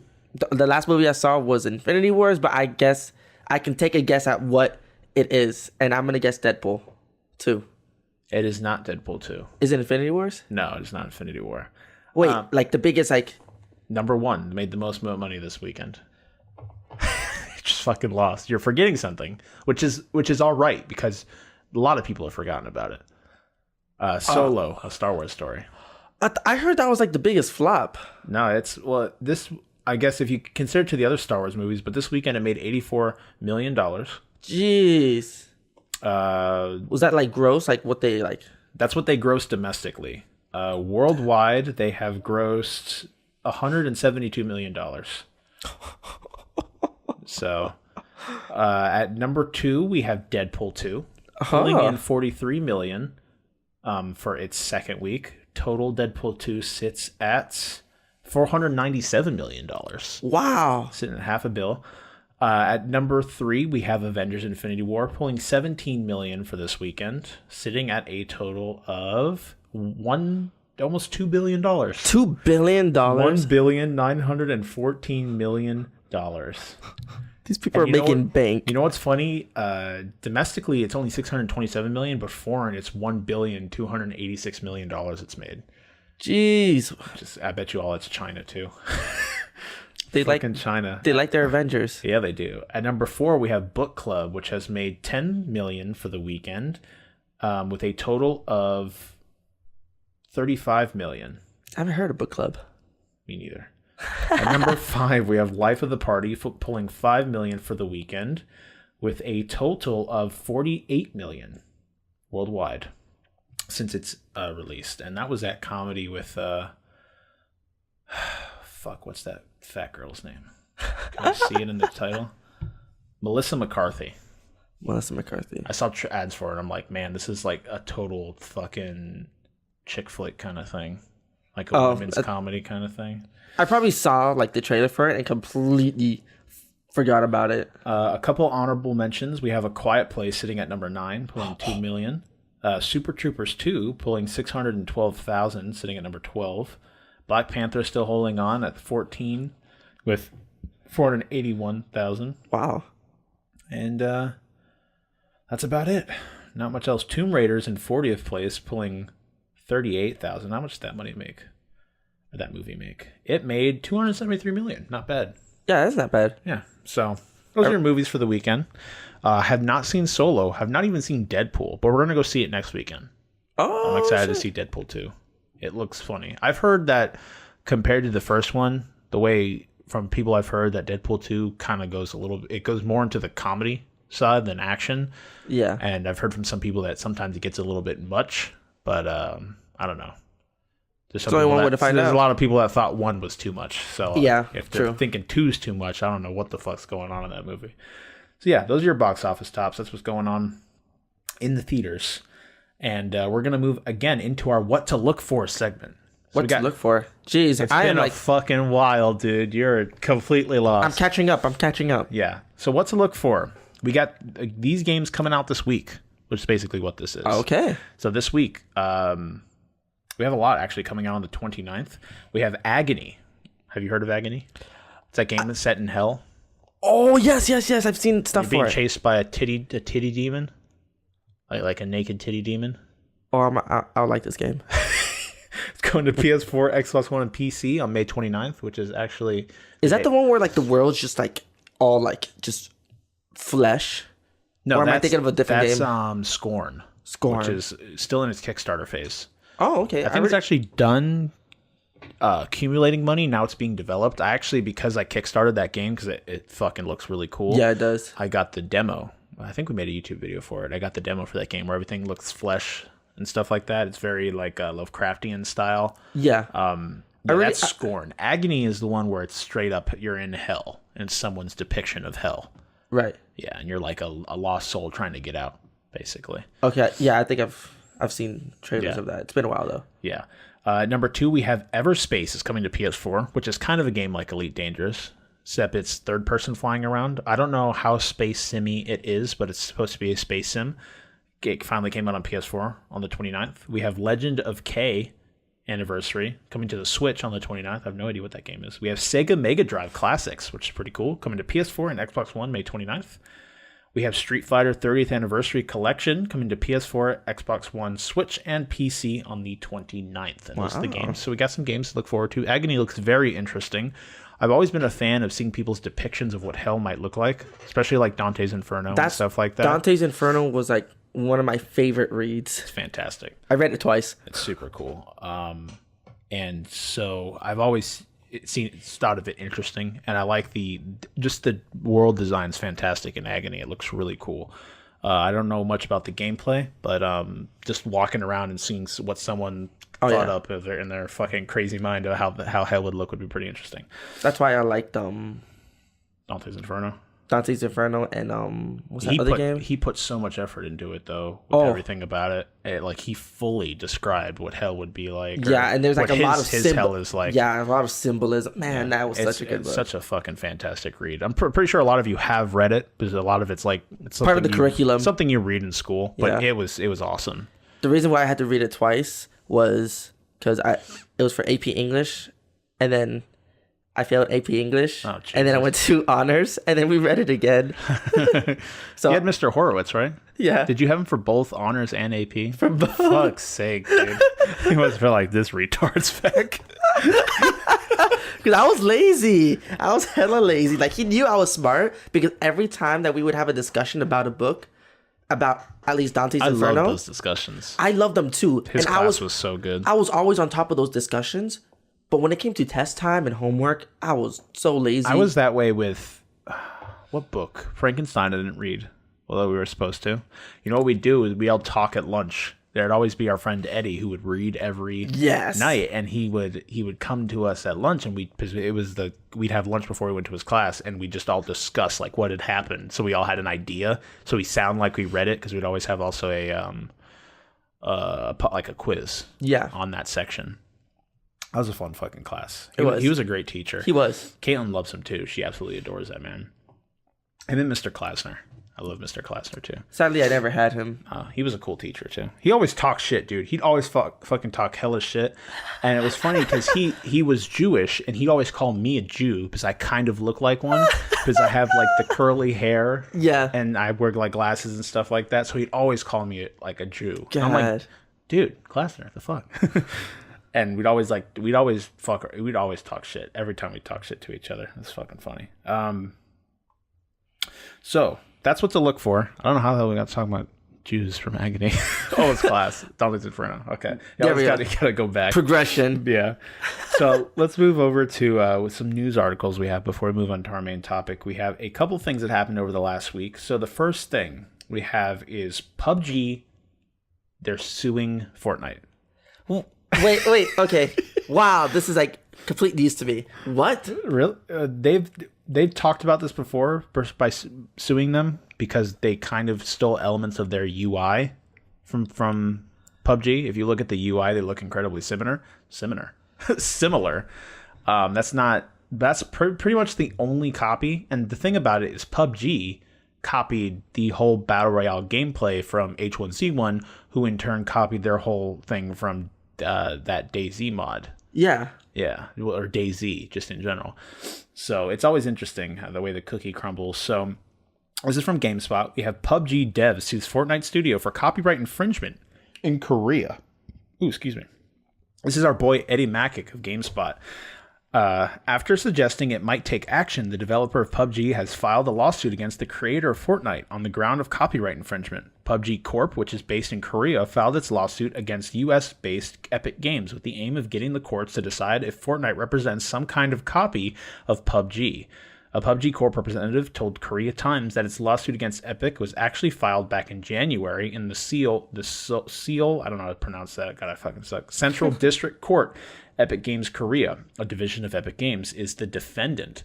Back in September, PUBG Corp said it was, quote, concerned that Fortnite may be replicating the experience for which PUBG is known, which is bullshit because that started with H1Z1, which then in turn started from DayZ. It's just a whole genre. It's Battle Royale. It's Battle Royale. That's like trying to It's like if Call of Duty tried to fucking sue Halo because it's a first-person shooter, or even sue Battlefront because it's a military shooter. That's kind of the situation. Military first-person shooter. That's the situation that's going on here. God. The Korean studio said PUBG is the quote first standalone battle royale survival shooter game. Which, I mean, I guess I thought H1Z1 was that, but I guess not.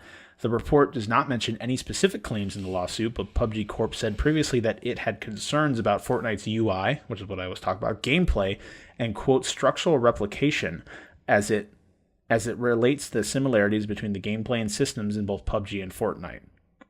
Hence, you start in a plane or something, you drop down, and you gather equipment, and there's a circle that gets smaller, which existed in...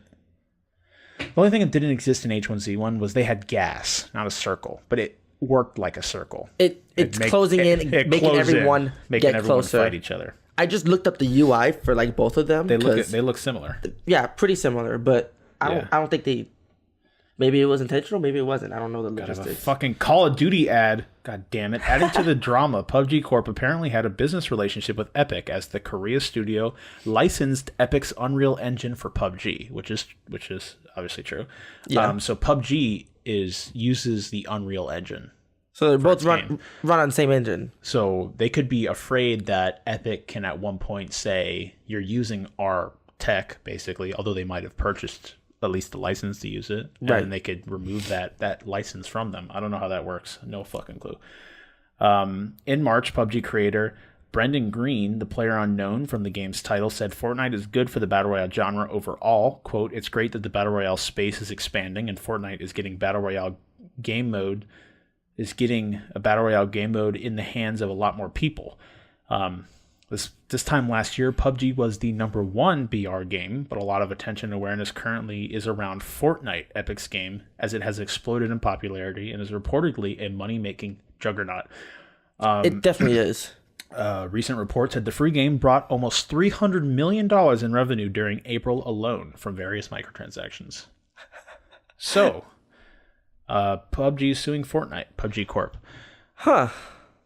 Interesting stuff. Now, again, I've kind of expressed what I think about it while we were reading it, but I don't think PUBG really has a lot of ground to stand on. They might be afraid because, again, Fortnite's fucking ginormous.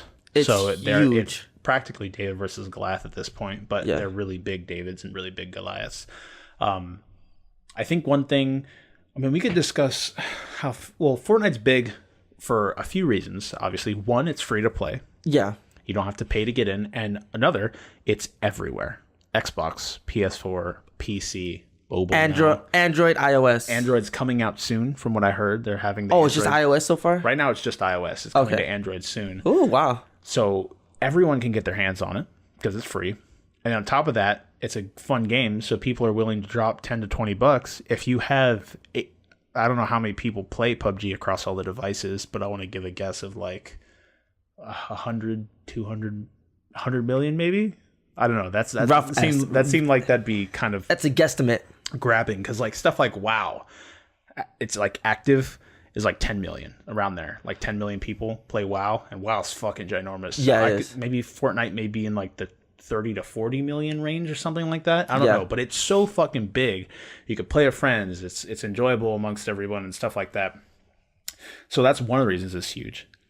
And it has a nice art style, obviously. Yeah. Because PUBG, kind of the only thing it does is it replicates realism. Fortnite, it's realistic. Fortnite is more of a cartoony vibe to it, which is nice. It's a good looking game, I'll say that. Let me tell you, it's funny as hell. Oh, they just took the game mode out, but it was funny as hell when someone won as Thanos and he just did some weird ass dance. Oh yeah, that was so funny. Oh, God. On top of that, speaking of the dances, as you brought up, is they've kind of made Fortnite into kind of a meme, although there's memes for Fortnite, but just in general, it's just like one big pop culture reference. Let's put all these dances in here, and everyone's like, oh, I saw that dance on social media. That's cool. I'm gonna buy it so I could show it off to people I shit on and whatever. Yeah, exactly. And the game, that's another big thing. The game has constantly added and changed and put new things into it since its launch to keep the game fresh. That's one thing that PUBG hasn't necessarily done. When you have people clamoring for just the ability to jump over objects, and it takes like 6 months to get into the game, where you have Fortnite that adds a new weapon over almost every fucking week and is doing things like Thanos in Fortnite and doing things like 50v50 game modes and stuff like this.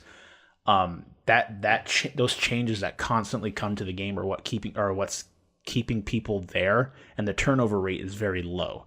It's not like someone picks up the game, plays one game, is like, okay, that was all right, and then stops. They're looking forward to the next new thing. They're looking forward to the next battle pass, what kind of skins will be available. People care about what's coming up because there's so much room to innovate. Yeah. Which is something that they set up from the beginning with the way Fortnite is. Being cartoony, being not set. Yeah, they've always done that. Not being set on a realistic structure. They can do whatever the fuck they want. They have a skin for goddamn John Wick. They have fucking Thanos jumping through the air and doing crazy shit. It's so much fun. Oh my god. So they have set themselves up to allow for that constant change to keep people involved with the game, which is all these are just the perfect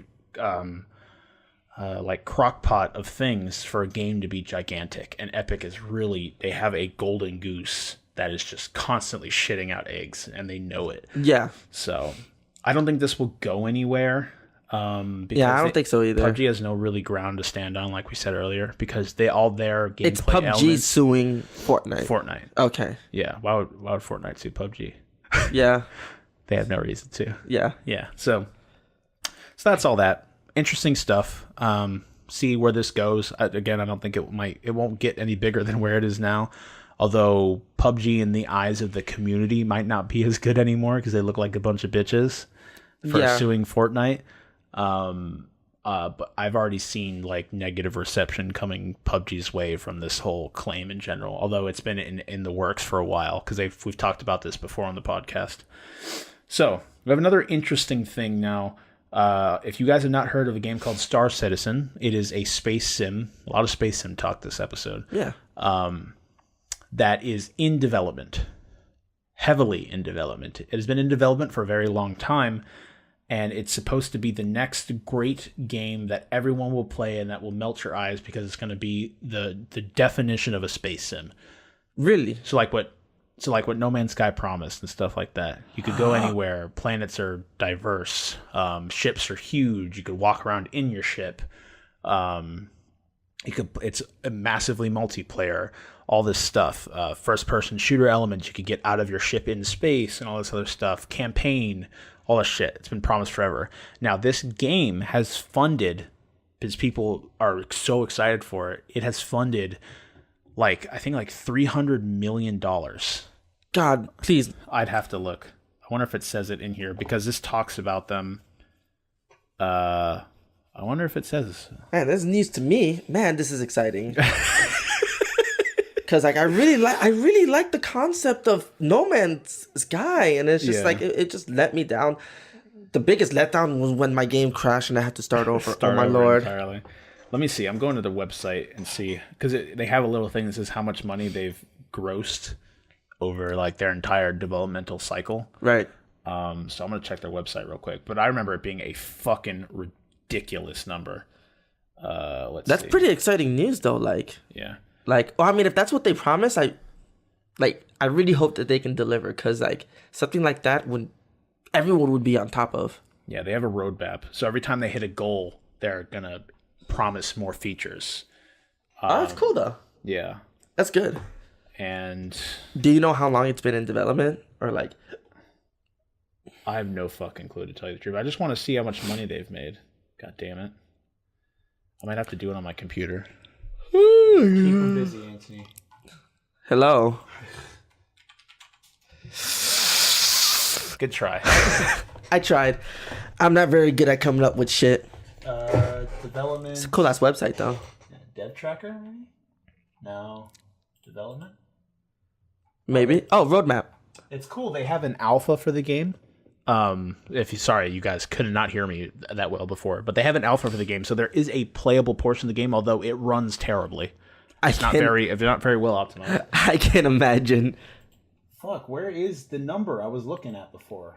Isn't that the development map or whatever it is? That's not what I care about. The dev tracker. No, that's not what I care about. Comlink. Damn, this looks cool as fuck. Fuck, where is it? Hostile environments. Games, pledge store, support. Yeah, whatever. Cookies, you could have them. Support. No. Dude, we suck. Pledge store, maybe. Pledge store. That's what I was gonna say. You could pledge $300. No, one big thing about this game that has everyone in a tizzy too is there's in-game purchases. The game's not even out, but you could spend money on. This is a ship, a $300 ship that you can buy, and the game's not even out yet. And people have bought these packs. I just want to know where the fuck. $45 standalone package, subscriptions, extras, ships. All these different ships that cost. There's a ship that costs like $2,000. What? Yeah. Fuck, I don't care. I want to see how much money they've raised. Game packages. Starter pack, $85. One ship, $115. $275. Jeez. Wait, there's got to be a price. Here we go. We're ready for this? Yeah, $275. Wait a second. You think they'd... I don't know. It was a fucking insane number, like $300 million or something. I hope that this website doesn't make any noise whatsoever.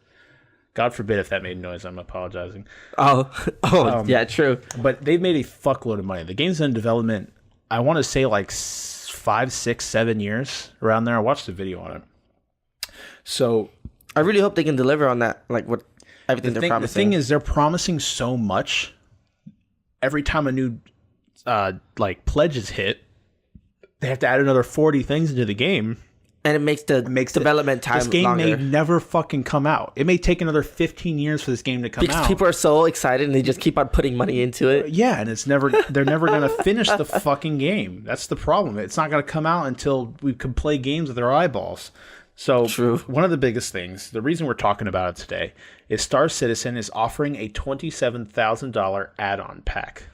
What? Get almost all the ships and more for a price. This is by Eddie Macick of GameSpot.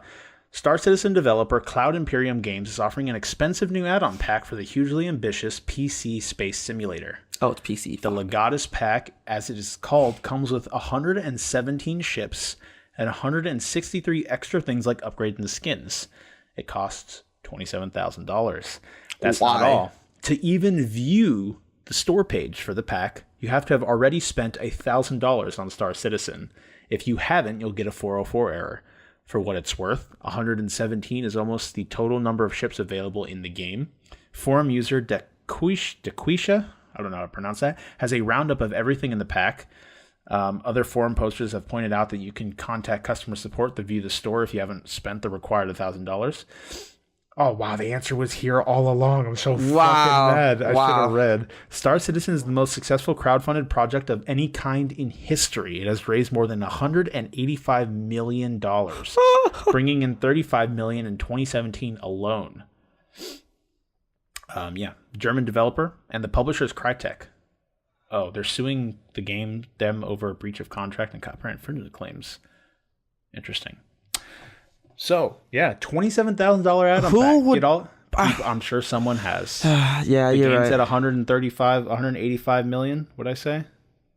$185 million, Antony. Someone spent $2,000 on a ship. Can you imagine this being a VR game? I mean, with the direction that it's going, It might be. Like, one of these days, people like, it's just like you said, it's just not gonna be done ever. And by the time like it is done, they're just gonna have so much crazy shit, and like maybe there's gonna be a pledge saying that's VR supported. One of the problems is gonna be this game's gonna take 30 years to make, right? Yeah. All the tech that they've been building in this game, by the time we get to that time, it's gonna be all outdated. So I don't know. They might have to revamp the game halfway through its development cycle. If it takes that long, yeah. If it takes that long. So this game is hugely ambitious. One of the most ambitious games ever. It's fucking insane. Watch them flop. And another thing is it's supposed to do the No Man's Sky thing where all the loading there's no loading screens. Right. So you can go from space to a planet without loading at all. Right. Hugely ambitious game. It's going to be fucking That was insane. one of my favorite parts about it. Yeah.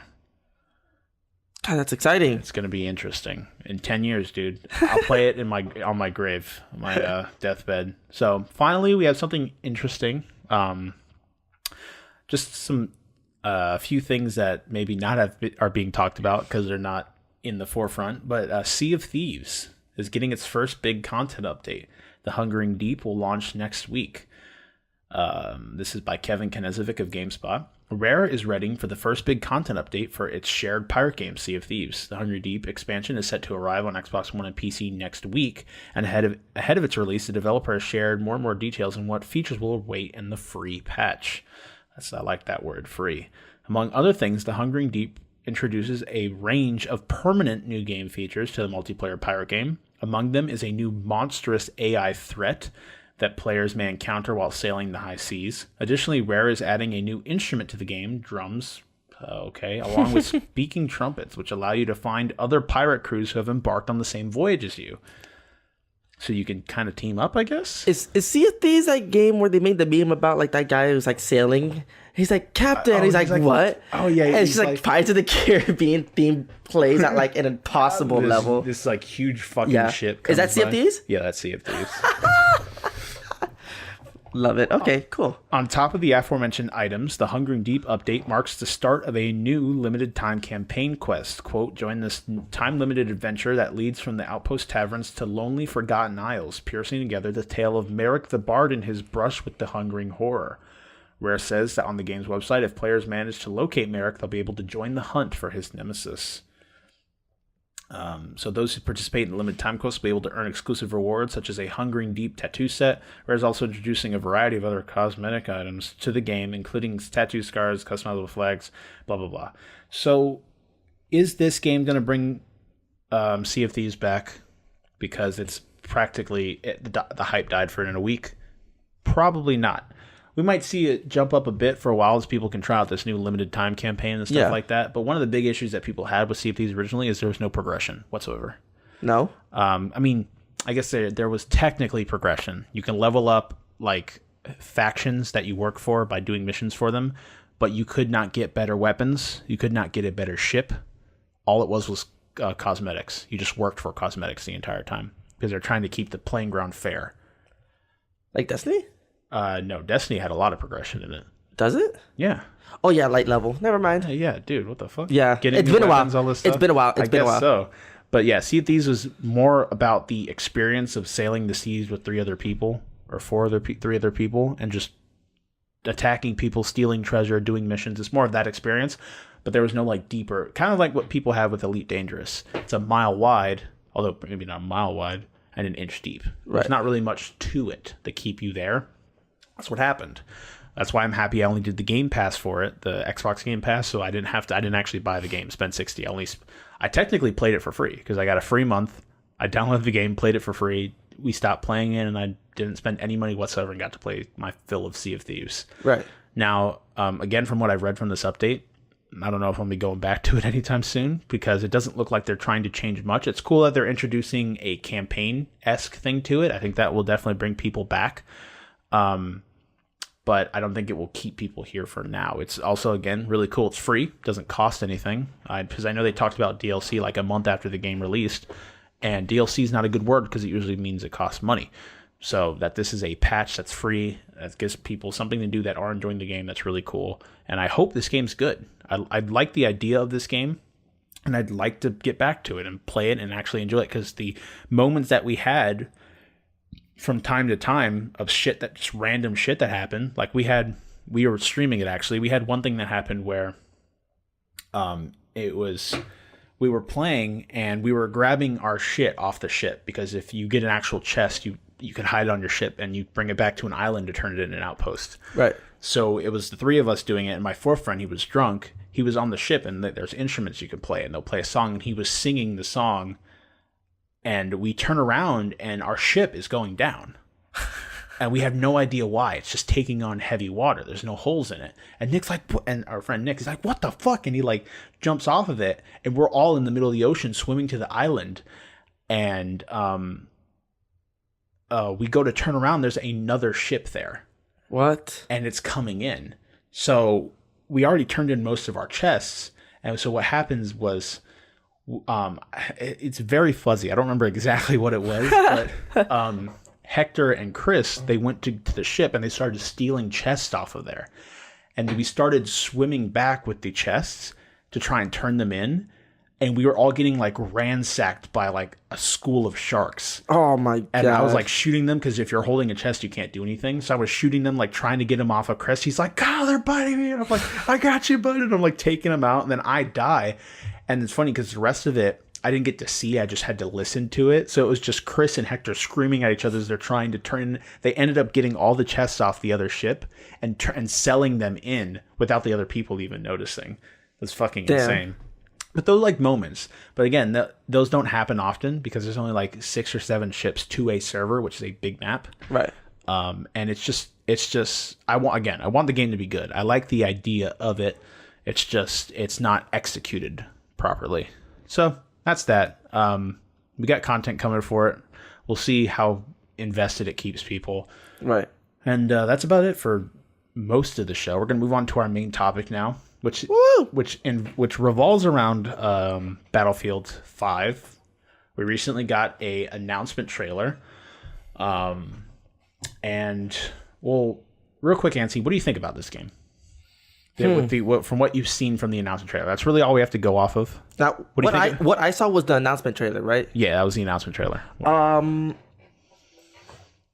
Like I think it's just like what I think about the game, like whether or not I'm gonna like it, or like the actual topic of it. Well, just from your impressions of the trailer, I think it's gonna be pretty badass. Like it looks cool. It looks really, really cool. Like the gameplay, because they showed a little bit of the gameplay, right? Well, the thing that's weird about that is it looked like it was being controlled by someone, but it obviously looked heavily scripted. Yeah, I think, I don't know. Were they trying to like showcase the gameplay? To me, it feels like it was, although I don't know if it was entirely, it feels like it was pre-rendered, but made to like emulate gameplay, right?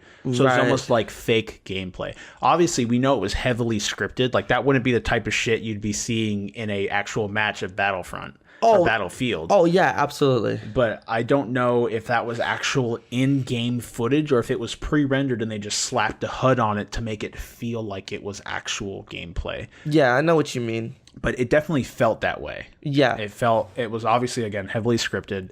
But I feel like it was pre-rendered and they made it just to emulate emulate movement. I don't know. I have no idea. Right.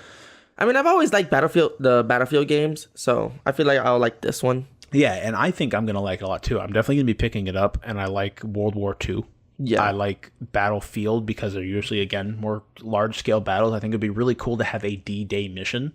Oh. That'd be fucking awesome. Yeah. And the way they did the campaign in Battlefield 1, I've heard is coming back for Battlefield 5, which is like they did vignettes. So it was like small short stories of different fronts of the war. Yeah. So they'd be doing something like that again. It'd be cool to see again a D-Day mission or even a multiplayer, because they have, instead of operations, which they had in Battlefield 1, which was like a big ass map, and it was basically, you know what Rush is, right? Yeah. Where you'd move up the map, and it was basically Rush. But the cool thing is you'd play over like 2 or 3 maps, and it was like literally like a actual battle that happened in the war, and you're recreating that depending on what side won. So in Battlefield 1? Yeah, so now they're kind of amping that up a bit more with grand operations, where now the way it works is these battles go over, it's all multiplayer, but they go over the course of multiple days, not in real time, but in game. So you'll do one round and then time will pass and it will be again like a actual battle that happened in real life. So that's pretty cool. And I've heard for some reason at the end of it, they have like a battle royale style mode where there's like everyone kills each other till there's one person standing, which I don't know how well that would fit the whole idea of it being an actual like campaign that actually happened in real life. That's never happened where people just started killing each other until one left. So I don't know exactly how that will be implemented into the gameplay, but it looks good. It's most likely using the same exact engine as Battlefield 1 is. It looks like Battlefield 1. And Battlefield 1, for the most part, felt like a World War II shooter. It was just set in World War 1. There's automatic weapons all over the place. No one was using like semi-automatic rifles and shit like that. It felt like a World War II shooter. So now we're just getting kind of a little more of a polished look to it, some more changes to it. and it looks good. It looks like it's going to be a blast, and I like Battlefield. I'm a fan, because I've said before I'm not really a fan of sandbox shooters, and I kind of am not, but Battlefield's tolerable for the most part, because you still have an idea of where people are coming from. Yeah, more or less. More or less. So I'm excited to see what this game has to offer. I think it's going to be cool. It's cool that it's dropping this year. It's coming near the end of the year, around the time Call of Duty is coming. Now, what we're here to talk about is a little bit of a controversy surrounding Battlefield 1. Yeah. And it's not big. I mean, people always make shit out to be larger than it actually is. Yeah. Because ultimately, out of everything we say here and stuff we present here, this is at first a video game. So it's really up to the creative vision of whoever's making it. And but the biggest bitch that everyone has with this game right now is the fact that it does not feel like a Battlefield game from the look of it. Now, the game's not out yet, so we can't really tell how it's going to feel. But I'm just going to kind of reciprocate the opinions of what I've seen on the internet, from comment sections to Reddit to what people have talked about it on YouTube. And it always comes back to this. But what you may be kind of alluded to believe is the flagship reason for this is the fact that there's a woman in the game. And again, it always comes back to this for some reason.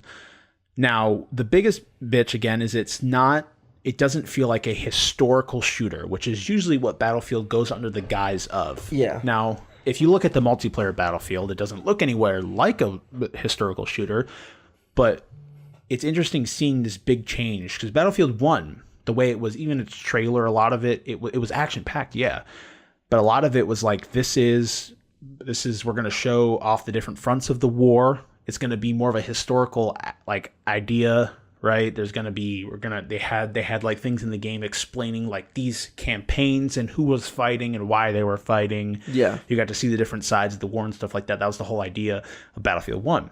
And then now you have Battlefield 2, and it looks like Call of Duty. It's just all over the place, crazy. And on top of that, you have characters that you would not normally see on the front lines participating in battle. And that's everyone's beef. That's everyone's beef. Now, I personally do not have a huge issue with it because, again, at first, we prefaced this whole talk with it is it's a video game. And ultimately, what does it matter? Now, I can understand what I was thinking when I thought about it. Is if you're on the side that I am, where it doesn't really matter to you what this is, and you know why everyone's making a big beef about it. I was thinking of an analogy for it, and it's like, say Sony releases a line of stereos that are Bluetooth, right? And their big thing is that they're Bluetooth stereos. Their new stereo comes out, top of the line model. You go to buy it, and it doesn't have Bluetooth capabilities, right? Yeah. So you buy this brand new Sony speaker. And it doesn't have, now no one's bought this game yet, but right. So it's a little bit different, but this just kind of give you an idea of what people are having an issue with. You don't have Bluetooth on the speaker. Now someone can come to you and say, it's still a speaker. It works like a speaker. It just doesn't have Bluetooth. And you're like, well, I bought this thinking it'd have I was excited for this thinking it'd have a Bluetooth functionality. That's kind of the idea that people are having with this, is that Battlefield has always somewhat kind of held the idea of it being more of a historical or accurate war fighting game than Call of Duty. Call of Duty's always been it's been arcadey. Yeah. The idea of Call of Duty is an arcadey, fast-paced shooter, where Battlefield has been more of a thing where it's like, this is war. This is what war is like. Bada boom, bada bang. And then this is like even Battlefield 1, it also got shit early because there were automatic weapons all over the place, and that was not the weaponry they used in Battlefield or in World War I. So it also got shit for that. But again, you always have to make creative liberties for it to be a game. If the game was actually like World War I, it wouldn't be fun because then you'd have two teams taking turns sitting in trenches, waiting for someone to blow a whistle and everyone run up and die and hope for the best and everyone is shooting shitty semi-automatic weapons. That doesn't necessarily make for a fun video game. Now, one thing that could be interesting or looking at this is, again, one of the bigger beefs that people have is, and it's not just the fact that it's a woman, right? It's not the fact that women can't be in video games. No one's saying women aren't allowed to be in roles of power or strong, and there were a lot of women that did serve in World War II. As even if you look at like the Soviets had a whole division of women that participated in, I think it was covert operations, and the French had women in their service too. Now, I think everyone's beef is that they weren't in the front lines. Is that? Well, yeah. Well, that's the big thing, is that women never served in a frontline role, not in the majority. Now, there might have been a small percentage that did, but for the most part, it was mostly male that served in a frontline position. People fighting on the front lines. If you were to watch or talk to someone that served on D-Day, they would have never said they saw a woman in those boats moving up on the beach. Yeah. And that's just the time that it was. That was that historical point in time. And it's still kind of like that today, at least in the U.S. And a lot of it is it's not under the basis that women can't do the same as men. It's more the fact that, and it sounds really bad, but this is kind of how I understood it, being in boot camp and all, that in frontline positions, the idea is that if you're trying to be homogenous, everyone's the same. Right? And if there is a woman in the position or in that idea, conflict can arise, either romantically or like heroically, stuff like that. Right. Where a woman can become priority because it's just how men think, and that distraction is not wanted in a frontline position, right? Because it could lead to those kinds of issues. And that's kind of how I understand it from being the little bit of experience I have in the military. The same reason that they kept us separated at boot camp. Couldn't see men or women. It serves as a distraction for both sides. More the men than the women, being the way that we are. But that was usually the idea behind women not serving front line. And we've got more progressive as we've progressed. And women have had the opportunity of serving their country. So I don't feel it's right to tell anyone they can't serve their country, because I think that's a very noble choice to make. And women can. Pretty much everyone can, for the most part. There's little issues here and there. But even today, women still have difficulty getting into frontline positions. I still don't think they technically allow it because of that same exact reason. So that's one of the issues, and it's not just the fact that it's a woman, although it would be very easy to believe that the way everyone's speaking of it. Because, really easy. Because although it might, I mean, I don't see it that way. I don't either. People do, because, again, it's the internet, and it's very easy to go on a bandwagon. That's why the trailer has almost 400,000 dislikes and 250,000 up there likes. Yeah. So it's very easy to think that, I think, but if you talk to more of the people that are actually worried about it and not people just bandwagoning and talking shit to other people over the internet, it's that the idea that they were hoping for a game that would have been a historical military shooter, and that's not what they see in the trailer, and people are mad about that. Now, for the most part, DICE has been completely rigid with their choices, and they're sticking with what they have, and power to them. If that's the choices they want to make, that's completely fine. I think that if someone wanted to make a game about genocidal murdering of black people, I don't know, I just picked up something random, murder of Jews. If someone want to make a game about you playing as Adolf Hitler and participating in the Holocaust or something like that, I think that they should have the right to make that game. Now, you just as much have the right to not buy that game because you think it's offensive, but they should not be shut down from their creative expression because of that. And we've talked about that before on the podcast. So it's definitely an interesting position here. Again, I'm not a gigantic fan of Battlefield, so that might be one of the reasons why I'm not heated about this. But I do think it's the trailer. Looking at it, it felt kind of silly because it felt like an action movie. It didn't feel like a Battlefield trailer. There was Battlefield movement, Battlefield HUD, Battlefield stuff going on. But even on top of the fact, not only a woman, but a disabled person. You would not have disabled people.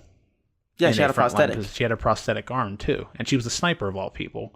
It's just not. You look at it and it just feels silly to see it that way, especially if you go for. I saw it when I realized it. I'm like, wait, how does that work? And then like not only was she was a sniper, I didn't know that she was a sniper, but like she was like there helping whoever was like the person there. Like she was like she came over and fucked over that dude or with the bat or whatever and beat the shit out of that dude. Sound like Tracer. Yeah. And you guys all know me. I'm all about having like female protagonists and stuff like that. I think that's cool. Like they're especially and not only for the fact that it's sexy to have a woman be a badass. It's not that. It's cool to see just a different role. And especially if it's done well. Like you see something like that, like in the Tomb Raider games and stuff like that, where it's not just she's sexy because she's displaying. This is really fucking weird. I don't know how we got to this, but she's displaying like heroic badassery. I was just gonna say badassery. Wow, but it's the fact that she's just surviving, and there's a lot of moments where you see that weakness that comes with just being human and being in a dangerous situation. Yeah, and it has nothing to do with her being a woman, and the game never really focuses on the fact that it's a woman. Completely devoid or different from the original Tomb Raider, which is all about let's have a poster character, let's make her boobs 3 times larger because we fucking can, right? Blah blah blah. The reboot of Tomb Raider was really cool for that element and the way they did that. So I'm sure if you guys have heard about any of this or not, because not everyone's all over it, that's just kind of the idea coming from both halves. And then the other half always retaliates because it's the internet. So we got people spewing hate at each other. We can never talk as human beings. True. It just immediately devolves to hate. And then you got the memers. And the memers. Can I change the gender of my tank? So fucking stupid. And just people, again, immediately jumping on that bandwagon, the PC kind of politically correct style and stuff like that. And I don't think this isn't an effort to make things politically correct or anything like that. Yeah, because I was looking at that as well. And I don't know if DICE, I don't think DICE has an agenda that they're trying to push down our throats or anything like that. I think they're just trying to make a creatively unique take on World War II. I don't know if they're trying to say that any of those things that you'd hear from something like that. Like I don't think there's no social justice going on here or anything like that.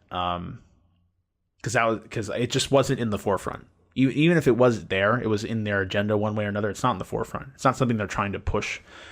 And if that's their choice, let them be, I guess, for the most part. And truly, if you don't like this, if you don't like the idea, we've always said it, you vote with your wallets and just don't buy the game. And it sucks if you're looking forward to a new Battlefront, especially one in World War II. Last one we got from that was 1943, which is an arcade game. And then what some people consider one of the best Battlefields, 1942, which was the original World War II Battlefield. Really? Yeah. People have been waiting for this for a long time, and to see something like this kind of ruin that immersion for them, I could definitely see the anger from that side. But for I've also seen retaliation that doesn't make sense either. Like people saying, "Oh, hey, my grandma served in the war and stuff like that." Like, yeah, what'd she do? And not saying that women didn't serve important roles, just fighting on the front lines and offering your life up to die is not the most important thing that happens in war. And being disabled on top of that. What? And being disabled. Oh, like in the game. Oh, for the main character? Yeah. Oh, yeah, definitely. I think disabled alone, you would not see anyone like that on the front lines. No. We were not in that much of a need, especially the British. Fuck no, that wouldn't have happened. We were not in that much of a need for or at least the British weren't in that much of a need for troops at that time. They weren't conscripting everyone that was possible just because they could. Right. And so, what was I saying? I don't remember. Oh, so, and not saying, we're really trying to keep a neutral ground here. Yeah. And not trying to... It's hard when there's like two sides of like the internet. Just mauling each other. Yeah, exactly. We truly are trying to stay neutral here. Now, like I said, I do think the idea of it is silly, but I think it should be allowed. It's just... Like you say, at the end of the day, it's just a video game. It is. It's just a video game. Like, why are we even talking about this? Because we're a video game podcast. Yeah, exactly. I think it's what's relevant now. And I think it's interesting to see these two sides kind of go at each other and people yelling at each other. I think it's always sit back, kind of eat popcorn from the sidelines. Super flimmy for some reason. It sucks. But kind of seeing it devolve in the way it has, the way it always does. People immediately going at each other's throats, especially when it's two very profound and passionate people on each side that truly believe in their cause. But I want to say that it's one thing for any of you out there listening, and you're on one side or the other. I don't think anyone has done it yet, but it's not right to go straight to DICE or straight to EA for this, because again, they should have that right to do what they want. And I think it'd be better. Now, we're so small, it's not going to fucking matter. But if you're tuning in and you passionately believe in one side or the other, try and find, and this is fucking hard, I will guarantee you, because I've tried, but try and find someone from the opposite side and just talk to them about it, how they feel about it.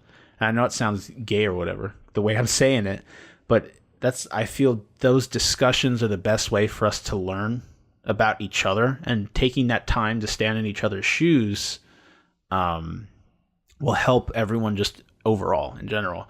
So like I was saying before, like, yeah, your mother was a letter courier or a medic, and those are all very substantial roles in war and very important things that people have to do, and not everyone can do. I don't think just running on the front lines and shooting or getting shot at is the definitive way that a war is won. There's a lot going on with a war involved, and there's many different roles and important roles, and a lot of women served in those important roles. And I guarantee you, if you knew someone that was involved in this war and they did manage to get shot or something, and they come back to see that they have someone there, man or woman, to provide aid to them, they don't give a fuck what gender it is at that point. It is about the fact that there is someone there. Yeah. So if that role has to be filled by a woman, there's no issue behind that whatsoever. It is still as integral as anything else. And I think the main reason behind the fact is that it just wouldn't be something you'd see on the front lines. Now, is this trailer we're seeing, is this front lines? It might not necessarily be. It might be a covert tactics squad or something like that. But even then, in that case, when you have something that important, someone operating in that realm, why would you have a disabled person in that position? Especially in with their hand. Like, I can understand maybe missing a finger or an eye. Yeah. But like your hand, that's fucking important. Especially when you have to shoot kind of a important. gun. Like, it feels weird. It feels silly. And again, it's actiony. And when I first watched the trailer, that was my first thing. I'm like, this feels very like that dude that jumped out of the second floor, or was it the girl? I don't remember who it was. You mean Kratos?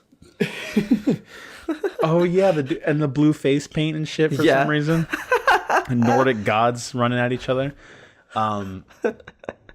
It didn't feel like Battlefield, which I think is one of the reasons why a lot of people are up in a tizzy. Yeah. And then it started with people getting butthurt over this fact, and then just people retaliating because I don't think either it just wasn't portrayed properly, or people didn't pick up on those feelings, or it immediately jumps to sensitive topics like social justice or things like that. And it just... I was reading through the comments and it went there fast. It just fucking devolves that quickly, because those things are, again, things that people are passionate about, and touchy. Yeah.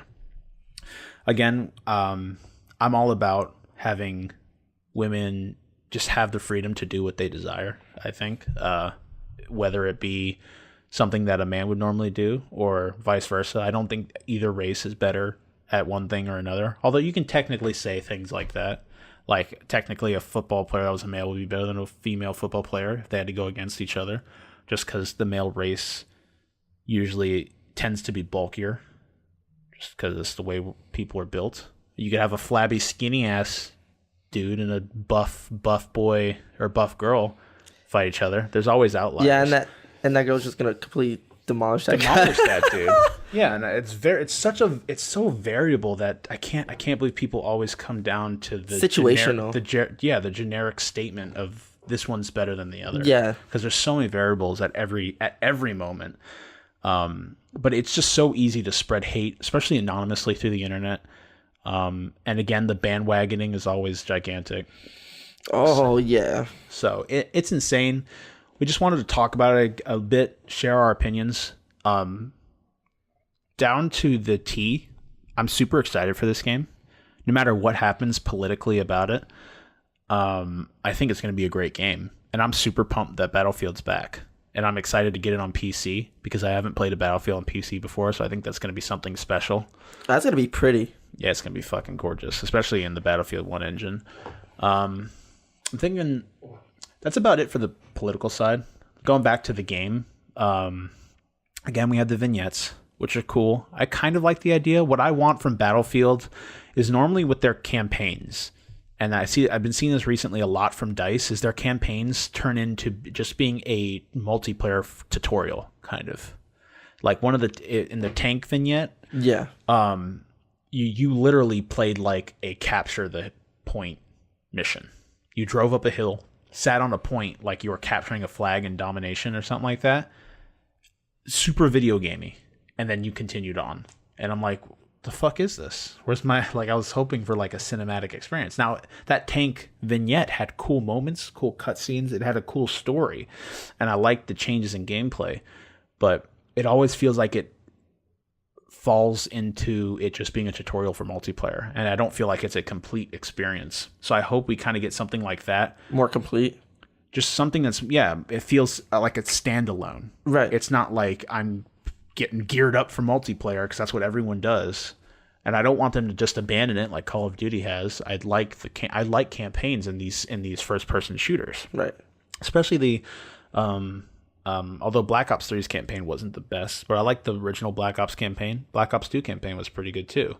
Black Ops 2 campaign was like one of my favorite because like that ending, I'm like, wait a minute, what? Yeah, it's insane, and it's just so maybe people when looking at Black Ops 4, they might not be as mad but if this happened with Infinity War, what if they came out and say we're making Modern Warfare 4, but we're throwing away the campaign? I'm gonna pissed off people would be, or Modern Warfare 5. I don't know which one it would be. People will be fucking pissed off because they actually give a shit. That was probably the campaign people actually gave a shit about the most. But it works in this point, I guess, because Black Ops 3 no one was enthralled with that campaign. So that's that. But I like the campaigns, and Bad Company 2 had a great campaign. I love Bad Company 2's campaign. I'd see another Bad Company game set in a modern time. Right. That'd be cool to see. But I'm cool with the World War II location. Again, there's a lot of really big battles that would be cool to see. Like the Battle for Iwo Jima would be cool to see in World War II. Yeah. Or even seeing it from a Japanese perspective. That'd be cool. Fighting on a losing front. Right. Yeah, fighting on a losing front and trying to stop the Americans and seeing it from... There was a movie about that. I forgot what it was called. Rising Sun? I don't remember what it was called. But they had a movie about the Battle of Iwo Jima, and then they had a Japanese counterpart to that movie. If you guys are tuning in know, please let me know, because I want to watch it again, because it was really good. And it was a Japanese counterpart from the Japanese perspective, and it was really good. It was really well written. I just don't remember what it was called. But I think they're also based on books. I have no fucking clue. If anyone out there is tuning in, you know what I'm talking about or have an idea, please let us know. Yes. So I'm pretty good with World War II. I think it'd be cool. I was kind of let down by Call of Duty World War II. The campaign was less than stellar, and the multiplayer I only played for a week. So I'd like to see a cinematic D-Day experience, a cinematic Iwo Jima experience maybe, and seeing different fronts that were kind of going. Maybe see like as Germany invaded some of the countries like Belgium, France, stuff like that. Seeing that kind of perspective too. I like that idea of seeing the ways the countries kind of went through and did their shit. So it's been a while since I learned about World War II, so stuff that's fuzzy. Yeah, same. Hella fuzzy. So I'm definitely a fan of seeing it. I'm excited because I kind of felt like it was a little bit of a cock tease for Battlefield 1 because it felt like a World War II game. It just wasn't during World War II. But now we have that. So I've heard that they have a focus on progression moving forward because Battlefield 1's progression system at launch wasn't the best. Another cool thing about this game is there will be no loot boxes. I think there'll be no loot boxes. Like a loot system? There's no loot boxes from what I've heard, no loot boxes, no seasons pass. So all the DLC will be free. I think. Usually that's what a seasons pass means. It's either that or the DLC will be something you buy every couple of months or whatever. I'm hoping it's all free though, because especially after Battlefront 2 and the shit show that was. Yeah. That maybe EA is just like, please don't hate us anymore. Please don't hate us anymore. Fuck. And they're just kind of trying to recoup their losses there. So that's definitely really cool. Especially World War II. Hopefully they get, and if they are taking more of a creative feel to World War II and stuff like that, like, and it's not as historic, the progression will be nicer because then you have the opportunity to do more with the customization. Yeah. Like you could have a fucking solid gold tank driving around, or I don't know. That'd be pretty cool. Now, who that might piss off the community that's already pissed off, no fucking clue how this is going to turn out. And I'm interested to see this game released and just see its reception, how it does sales-wise, because people are still going to buy this game. There's a circle of people we always talk about that just doesn't follow gaming news. They're not on the internet. They just buy these games because they see them out. Like Infinite Warfare was absolutely destroyed on the internet, and it still was one of the best-selling games of that year it came out. Oh, I remember that. Yeah, that game was the most downloaded game on all of like the gaming part of YouTube. It was fucking insane. So we'll see what happens. The story is kind of developing as it goes. Again, the developers have always said they're not going to be removing the ability to play as females in the game. They're kind of holy shit. They're kind of sticking to their guns here. Don't die, Kyle. I'm trying not to. So power to them in all of those efforts that they go. I'm still going to probably be picking up this game, especially now that I know all this stuff about it. I'm hoping there's a bigger emphasis on progression, just in general. A big gun pool. I've also heard like a few gameplay changes that like now everyone can heal someone, right? What? You know, like when someone's killed, you could revive. Everyone can revive someone now. Really? But the medics do it quicker. Oh. And also, I kind of like the fact that the medics could do it like by themselves. Well, another interesting thing is everyone can drag bodies now. So if someone's down, you can drag them behind cover, because now I like that, because to revive someone, it takes a while. It takes like a decent amount of time to pick someone up now. Right. So medics are still, I think, will play an integral part because they could get in, do it quickly, get out. Whereas someone will sit there for I don't know how long, 7, 8, 9, 10 seconds to revive someone, try and get them back into the fight. So all interesting sounding things. I'm just hoping for big ass maps, vehicles, crazy shit going on. But my biggest thing would be really interesting to see a proper like operations mode, just like on D-Day. I think that'd be so fucking cool. That'd be amazing. It's so weird to romanticize such a bloody and brutal battle, but yeah. Because which game did it? It was in the campaign. COD did it. Yeah, World War II did it. Yeah. Although it was very small for some reason. It was very small. Yeah, it took like 10 seconds to get up the beach. I played it on veteran, and it took me literally I got hit once by those like what were they, 50 calibers? They were big ass bullets. Oh, in the pillboxes? It probably wouldn't be 50 cal. No, but I don't they think were they big. had that technology. Yeah, maybe like 30 cal. I don't know. I don't know what they'd be firing out of those things. It sucked because you get hit once and you're down, and you start from the boat. Yeah, like get fucked. Yeah, it was terrible. Well, I think it'd be cool to see something like that in grand operations. And yeah, definitely. Just that push into France. Pretty sure Normandy? It's not Normandy. It's not in France. It's been a while. Because D-Day... My geography's off. I don't know. Because D-Day was not just one beach. It was multiple beaches. But if it was like Normandy Beach, which was the one that you see everywhere, like in Saving Private Ryan and stuff, I think that's in Germany. Time to look it up. Yeah, you Google let's ask Siri. Where is Normandy? Normandy Beach, but whatever. Oh. Where is it? Is that the wrong one? Well, I'm glad Siri didn't even like tell me. She's like, here's the location on the map. Look for yourself. Thanks. Go fuck yourself. Oh. Is it? It's 28 miles from here. We haven't We have a Normandy here in Florida. Wow. Wow. Thanks. Okay. Where is Normandy Beach? Wow. Not island. Normandy. Oh my God. Stop screaming, dude. Jesus Christ. Siri, why are you just letting me down? Just do D-Day Normandy Beach. Yeah. I think it's France. I want to say France.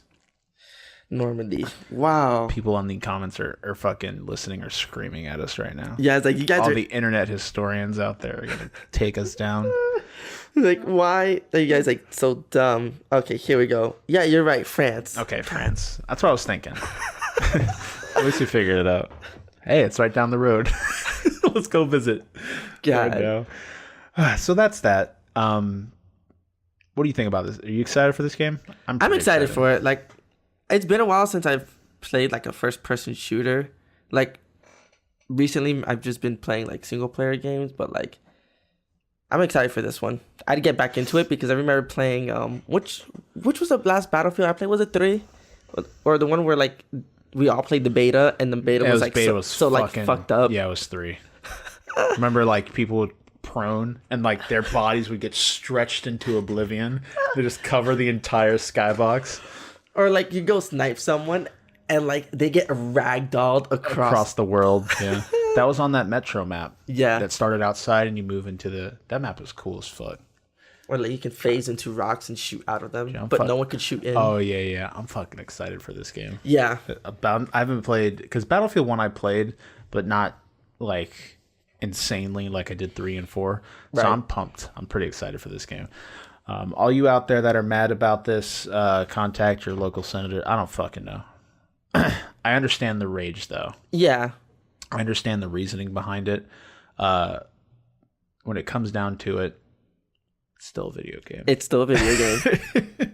We love all you guys out there, but it's a video game. Yeah. But we understand it though. I do, 100%. I understand both sides of the argument. I can understand why people would be mad because immediately it goes to the touchy topics. Yep, like exactly. Women and stuff like that, and roles of power or anything like that. Fragile masculinity, bada boom, bada bang, stuff like that. It always goes to that. All that good stuff. Yeah, but I definitely can see both sides, but we're trying to be as neutral as possible here. I still think it's going to be a great game. I'm excited to see what DICE has to do to the formula that we have. I'm interested to see the changes, and yeah, it's going to be good. It's going to be. So, probably going to call it there. Yeah, I think we got like pretty much all the... We talked about what we needed to. If you guys are tuning in, again, let us know what you think about this topic, what you think about this controversy. Hit us up either on Discord, Twitter, the comment section of the video, any of that. You can check all of that over in the description of the content that you're viewing, either on the podcast service, YouTube. All those links will be down in the description below. Feel free to check it out. And hit us up about what you think. I'd love to talk to you all about it, see what you guys think about it, and your opinions on the matter. So, my favorite about all this is all the memers out here putting down like ridiculous comments. And like, oh, you yeah. have a few for us while I look for a useless fact? Yes. Oh my God. There's so many good ones. Rattle off a few. All right. Well, you already said one about Can I choose the gender for my tank? The other one was like, someone was like, wow, Kratos looks great in this. Fucking ridiculous. God. Wow. There's a lot of hate on here. Yeah, it's so much hate. It's so much hate. I feel so bad sometimes. Oh man. Let's see. It's like comment. Okay. Now that I'm like looking through this, now I can't find any of them. But before I found like a bunch of good ones. Wow. This makes me sad. Rip. Because I read so many, but I can't read them all because my memory is ass. It's awful. Absolute ass. Whatever. Go check out the comments. You're gonna find a lot of like funny stuff in there. Dude, just look at the announcement trailer and just look through the comments, man. It's fucking funny. Just seeing, like, going through the reply threads and all that other stuff like that. It's insane. So we're gonna sign off here, Antony. What you got to say to our lovely listeners? I'm glad to be back, and I saw these sliders and they looked like titties, so it distracted me. I'm sorry. I love you guys. Completely stopped in his tracks. I'm a distracted man. Look like a deer in headlights. It's always a good way to end our talk about it's good to have women in equal roles as men. Oh, I got distracted by those titties. Oh my god. All right. Before we go, I shall leave you all with a thought. The annual growth of the internet's traffic is 314,000%.